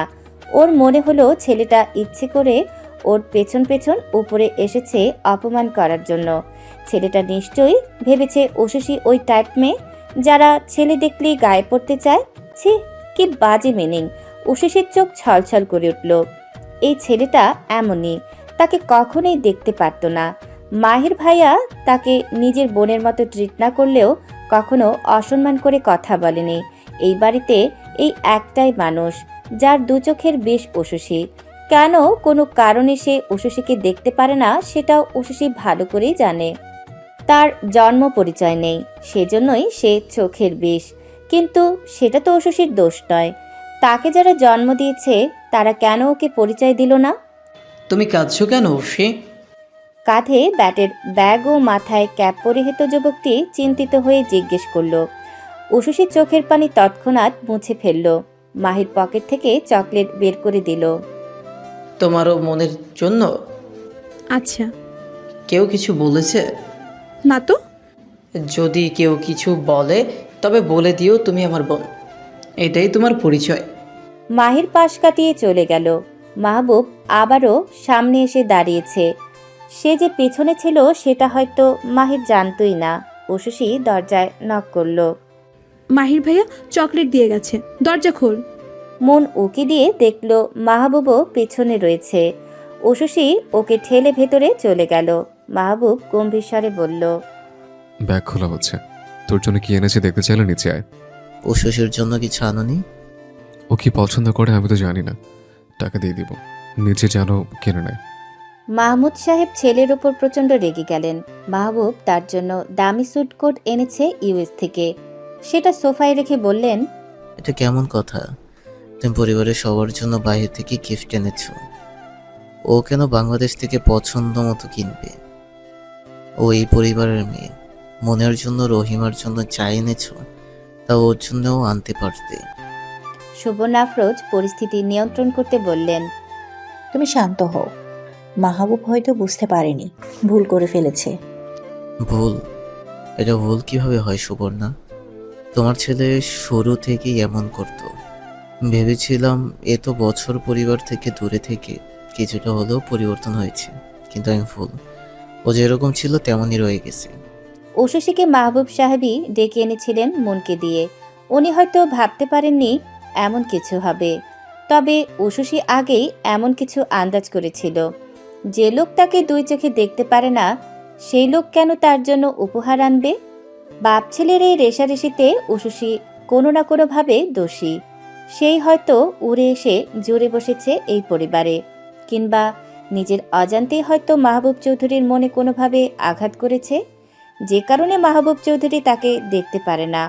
পালিত সন্তানকে এত আদর যত্ন দিলে আশেপাশের মানুষ তো চোখ রাঙাবেই। বাবা, কি বলবে তুমি? তুমি কি চাইছো? আমি তোমার কথা বিশ্বাস করি। Okay fine. আমি ঐশ্বর্যের জন্য ইচ্ছে করে আনিনি, কারণ ওর কথা আমার মনে পড়লেও আমি ওকে তেমনভাবে ট্রিট করিনি কখনো। যাকে পছন্দ করি না তার জন্য গিফট কেনার রুচি হয়নি। মাহবুব, কি বলবে তুমি? এটাই তো ও এবারের মেয়ে, ব্লা ব্লা ব্লা। তাতে কি যায় আসে বাবা? আমার কিচ্ছু যায় আসে না।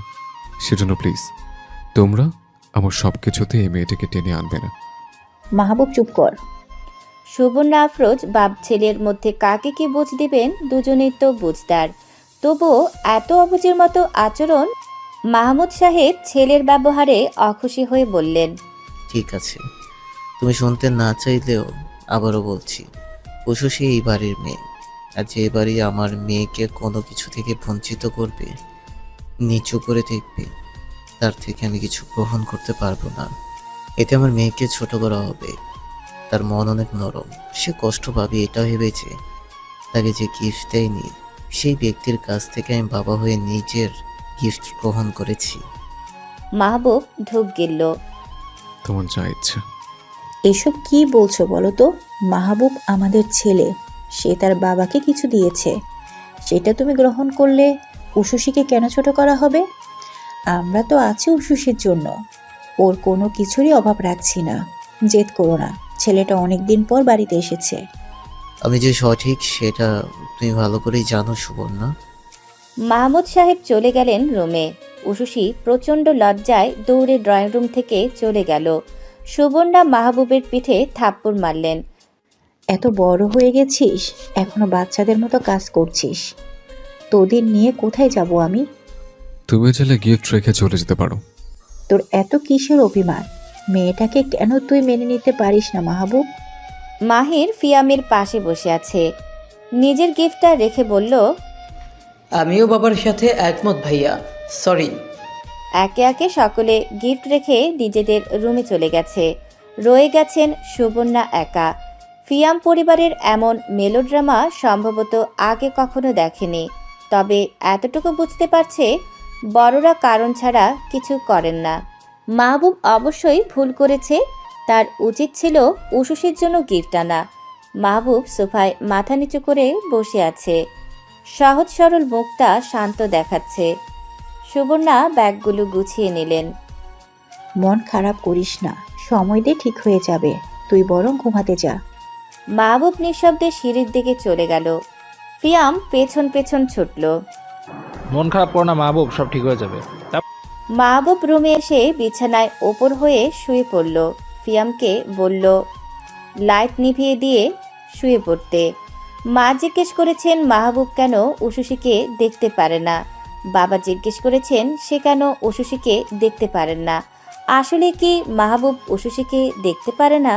হয়তো ওদের কথাই ঠিক। বাবা মা তার সব কিছুতে উশুশিকে টেনে আনেন।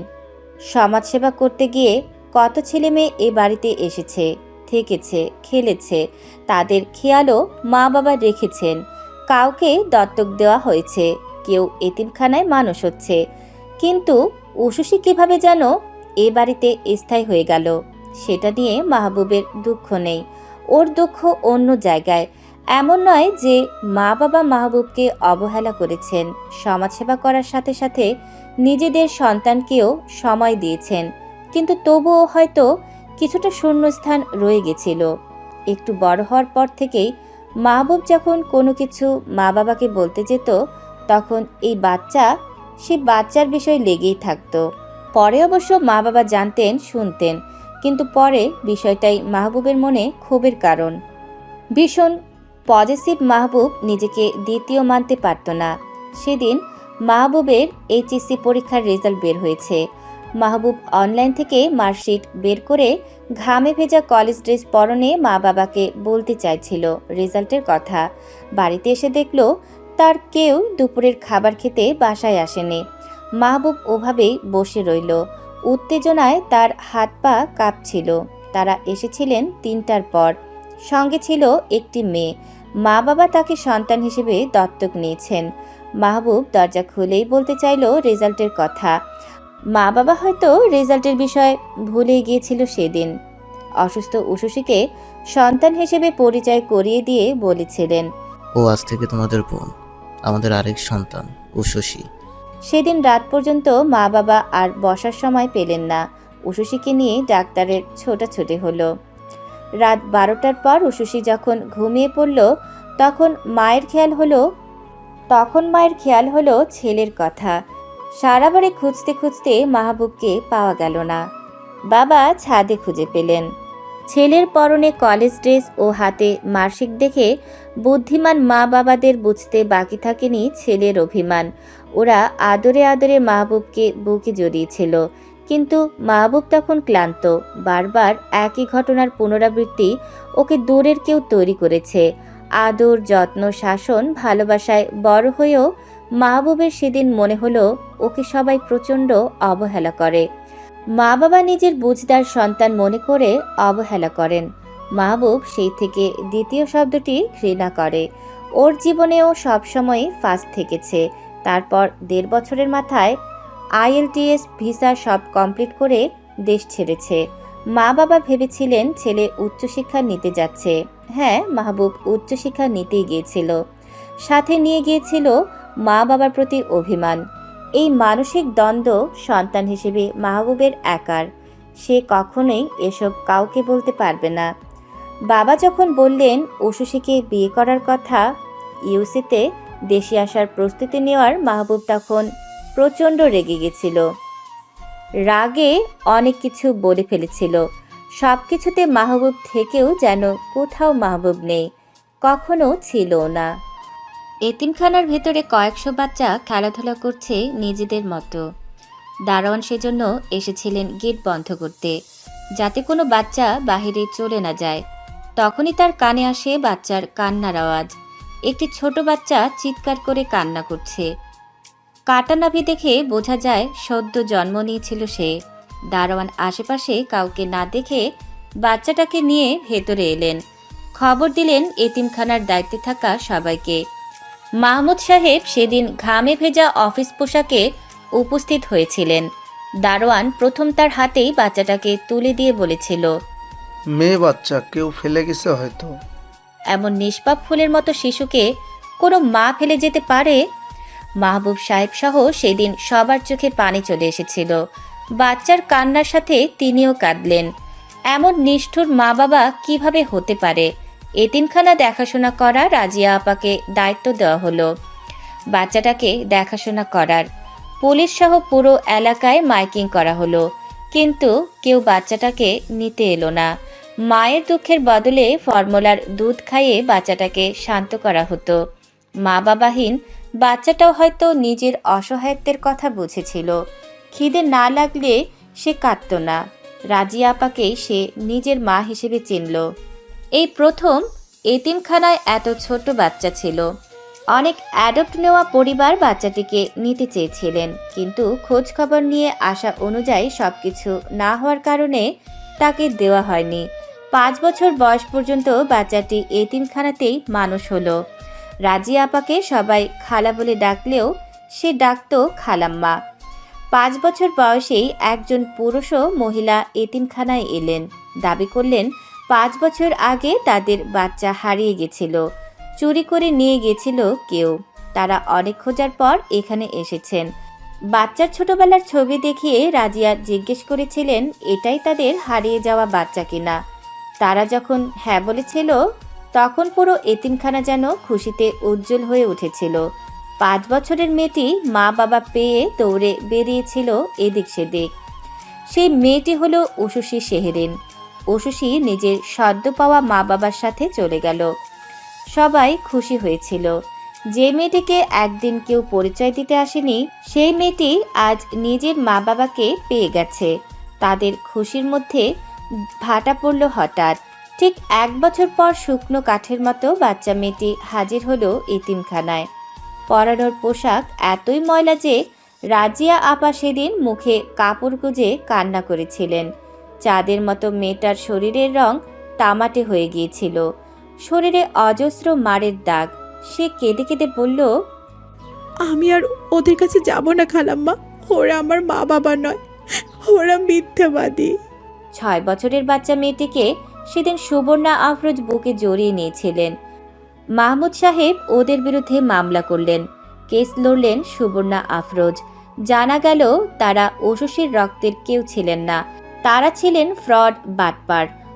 উশুশিকে মেয়ের পরিচয় দিয়ে নিয়ে গিয়ে বাসায় অত্যাচার করেছেন। এইটুকু বাচ্চা দিয়ে বাসার কাজ করানো হতো। বাবা পরিচয় দেওয়া লোকটি উশুশিকে অনেকবার বাজেভাবে ছুঁতে চেষ্টা করেছে। বিচার দিলে বিনিময়ে মা পরিচয় দেওয়া মহিলাটি মারধর করেছে। দম্পতিটি ছিলেন অসুস্থ সাইকো। 1 বছরের ট্রমা সাথে নিয়ে ধীরে ধীরে উশুশি এতিমখানায় আরও 6 বছর কাটিয়েছিল। তখন সে 8ম শ্রেণীতে পড়ে। 6 বছর পর সাইকোগুলো পুরোপুরি বেরিয়ে আসে। ওরা সাধারণ মানুষই, কিন্তু আচরণ ও ব্যবহার অমানুষ। উশুশিকে আবারও বিরক্ত করা শুরু করলো ওরা। বেচারি স্কুলে একা যেতে ভয় পেত, রাতে ঘুমাতে গেলে ভয় পেত। একসময় মারাত্মক অসুস্থ হয়ে পড়ল।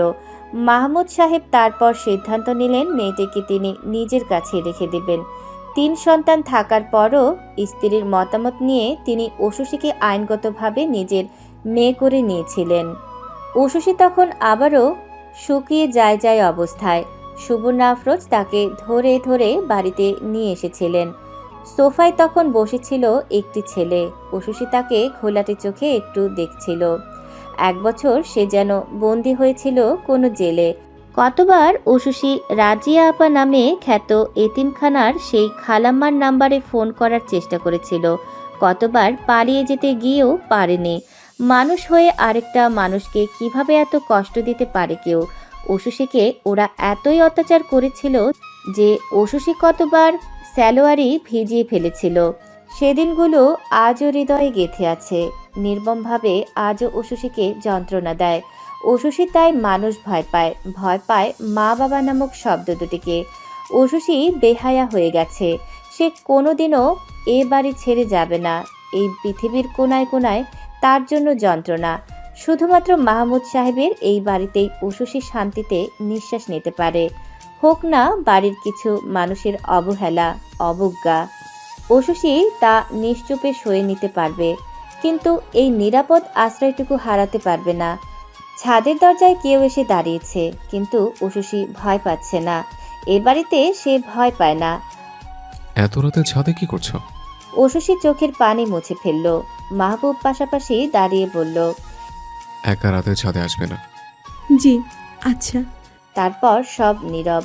মাহবুব ঘুম না আসায় ছাদে এসেছিল। সিঁড়ি থেকেই ছাদে যে আলো জ্বলছে সেটা বোঝা যাচ্ছিল। উশুশি ভীষণ কান্না পাচ্ছে। সে ঠোঁট কামড়ে মাথা নিচু করে রেখেছে। পাশের মানুষটা পাছে টের পেয়ে যায় যদি। তোমার কি মন খারাপ? উশুশি এবার ফুপিয়ে কেঁদে ফেলল। মাহবুব অনুতপ্ত হয়ে বলল, আমি সরি, তখন মিথ্যে বলেছি। তোমার জন্য গিফট কিনেছি, কিন্তু সেটা আমার জন্য আরেকটা ব্যাগের মধ্যে রেখেছিলাম, জায়গা না হওয়ার কারণে, যেটা আমি এয়ারপোর্টে ফেলে এসেছি। পরিবারের জন্য এতই মন কেমন করছিল যে আমার সেটার কথা মনেই পড়েনি। ওটা শীঘ্রই পেয়ে যাবো হয়তো, না বলে সমস্যা নেই। আমি দ্বিতীয়বার যখন আসবো তখন ডাবল গিফট কিনে নিয়ে আসবো। তবু তুমি প্লিজ কেঁদো না। উশুশি এবার ভ্যাবা করে কাঁদতে লাগলো। মাহবুব হতবাক, হতভম্ব। এই মেয়েকে মন খারাপের কথা জিজ্ঞেস করে সে যেন বিরাট ঝামেলায় পড়ে গেছে। সরি বলেছি তো, প্লিজ কান্না থামাও, নয়তো তোমার বাবা এসে আমাকে বলবেন আমি তোমাকে কাঁদিয়েছি। উশুশি মন ভরে কাঁদতে লাগলো। মাহবুব ইতস্তত করে মাথায় আলতো করে হাত বুলিয়ে দিল। কান্না থামো শেরিন। উশুশির হেঁচকি উঠে গেছে। মাহবুব ওকে ধরে নিচে বসালো। এখানে বসো, আমি পানি নিয়ে আসছি। মাহবুব চলে যেতেই উশুশি হাত পা ছেড়ে নিচে শুয়ে পড়ল। ওর কাউকে জড়িয়ে ধরতে ইচ্ছে করছে। সুবর্ণ আফরোজ সারাদিনের ক্লান্তিতে নিশ্চয়ই এখন ঘুমিয়ে পড়েছেন। উশুশি কাকে জড়িয়ে ধরবে?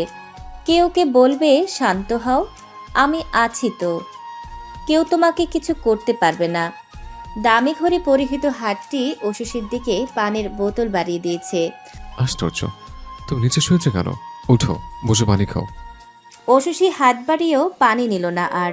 মাহবুব মহা বিপদে পড়ল যেন। এই বাড়িতে সবাই এমন পাগল ছাগলের মতো আচরণ করে যে তার মাঝে মধ্যে ইচ্ছে করে এদের ধরে ধরে ডাক্তার দেখাতে। মিস শেরিন, আপনি প্লিজ যান, আমার এভাবেই থাকতে ভালো লাগছে। উশুশি অবশেষে কান্না থামিয়েছে। মাহবুব নিচে বসে বলল, এইভাবে থাকলে তো আরো অসুস্থ হয়ে পড়বে। রুমে গিয়ে শুয়ে থাকো। না, আমি এখানেই থাকবো। মাহবুব হতাশ হয়ে পানির বোতল নিচে রেখে দিল। টেনে দাঁড় করাতেই উশুশি ধস্তাধস্তি শুরু করলো। আমি যাব না, বলেছি তো। মাহবুব এবার ভয়ঙ্কর রেগে গেল। এত রাতে একটি মেয়েকে এখানে এভাবে রেখে সে নিশ্চিন্তে রুমে যেতে পারবে না। একটানে কোলে তুলে নিতেই উশুশি দুঃখ ভুলে বাকরুদ্ধ হয়ে গেল যেন। মাহবুব যেতে যেতে বলল, sorry, but not sorry Miss Sherin. নামান, আমাকে বলছি নামান। মাহবুব নামিয়ে দিল মাছ ছিঁড়িতে। উশুশি রাগে নাক ফুলিয়ে বলল, আপনার সাহস কি করে হয়? এইবারের মেয়ে হিসেবে তুমি আমার বোন হও। আমি আপনাকে ভাই হিসেবে মানি না, বুঝতে পেরেছেন? দূরে থাকবেন আমার থেকে। মাহবুব ঠোঁট বাঁকিয়ে হাসল। তোকে জামাই মানো? বুঝেছি। বাবা এর জন্য হুট করে তোমাকে বিয়ে করতে আমাকে বলেছিলেন, কিন্তু sorry Miss Sherin, I am not interested. Mahbub পাশ কাটিয়ে চলে গেল। উশুশির রাগে থরথর করে কাঁপতে কাঁপতে রুমে এলো। মন তখন ঘুম ঘুম চোখে ফোনে কথা বলে হাসছে। এত রাতে কার সাথে কথা বলছিস? মন ফোনের ওপাশের কারো কথা শুনে শব্দ করে হাসলো। উশুশি উপহাসের হাসি হাসলো নিজের জন্য। পাশ ফিরে শুয়ে পড়তেই ফোন কিছু মিনিট পর ফোনটা রেখে বলল, শ্রেয়সীকে তো চিনিসই, ও ভাইয়ার বন্ধু, ফোন দিয়েছিল। শ্রেয়সীর ভাইয়ের বন্ধু তোর নাম্বার পেল কিভাবে? আমি দিতে বলেছিলাম। মানে তুই শ্রেয়সীর সাথে ওর ভাইয়ের বন্ধুদের নিয়েও গবেষণা করছিস নাকি? উফ, আজকালকার যুগ উসু। প্রিয়সীও আমার ভাইয়ের ব্যাপারে সব জানে, আমিও জেনেছি সব। ওর ভাইয়ের বন্ধুদের মধ্যে ওই ছেলেটা হ্যান্ডসাম, সেই জন্যই বলেছিল, মানে বলছি কোনোভাবে কথা বলিয়ে দিতে। জানিস উসু, ছেলেটা না অনেক ভালো, অনেক হাসতেও পারে, মানে সরি হাসাতেও পারে। উশুশি কোনো কথা বলল না আর। মন কিছু সময় উত্তরের অপেক্ষা করে বলল, তুই কি ঘুমিয়ে পড়েছিস উসু? না। তুমি কথা বলছিস না কেন? এমনি। আজকের সকালটা অন্যরকম সুন্দর। ফিয়াম বসে আছে বারান্দায়, হাতে ধোয়া ওঠা কফির মগ। একটু আগে সে নিচ থেকে নাস্তা সেরে উপরে এসেছে। ফিয়ামের আগে কখনো পরিবার নিয়ে নাস্তা করেনি। ওর মা বাবা যখন আলাদা হয়ে গেছিল তখন সে মাত্র 1 বছরের।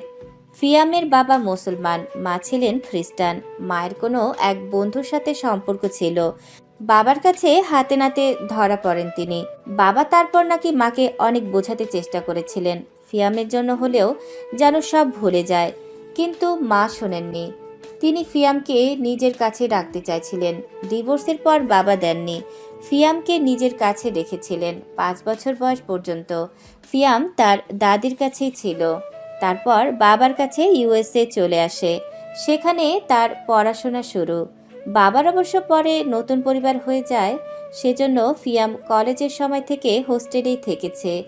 এখনও সে মাহবুবের সাথে ফ্ল্যাট ভাড়া করেই থাকছে। মাহবুব ও সে ভার্সিটি শুরু থেকেই একসাথে। সব খরচ বাবাই পাঠিয়ে দেন নিজ দায়িত্বে। সেজন্য ফিয়ামের কোনো সমস্যা হয়নি। কিন্তু আজ অনেক দিন পর ফিয়ামের মাকে মনে পড়ল পরিবারকে। বাবাকে সে লাস্ট কবে দেখতে গিয়েছিল? হয়তো সেকেন্ড ইয়ারের সময়। তারপর এত বছর একবারও যাওয়া হয়নি তার দ্বিতীয় মা অবশ্য ফিয়ামকে অনেক স্নেহ করেন।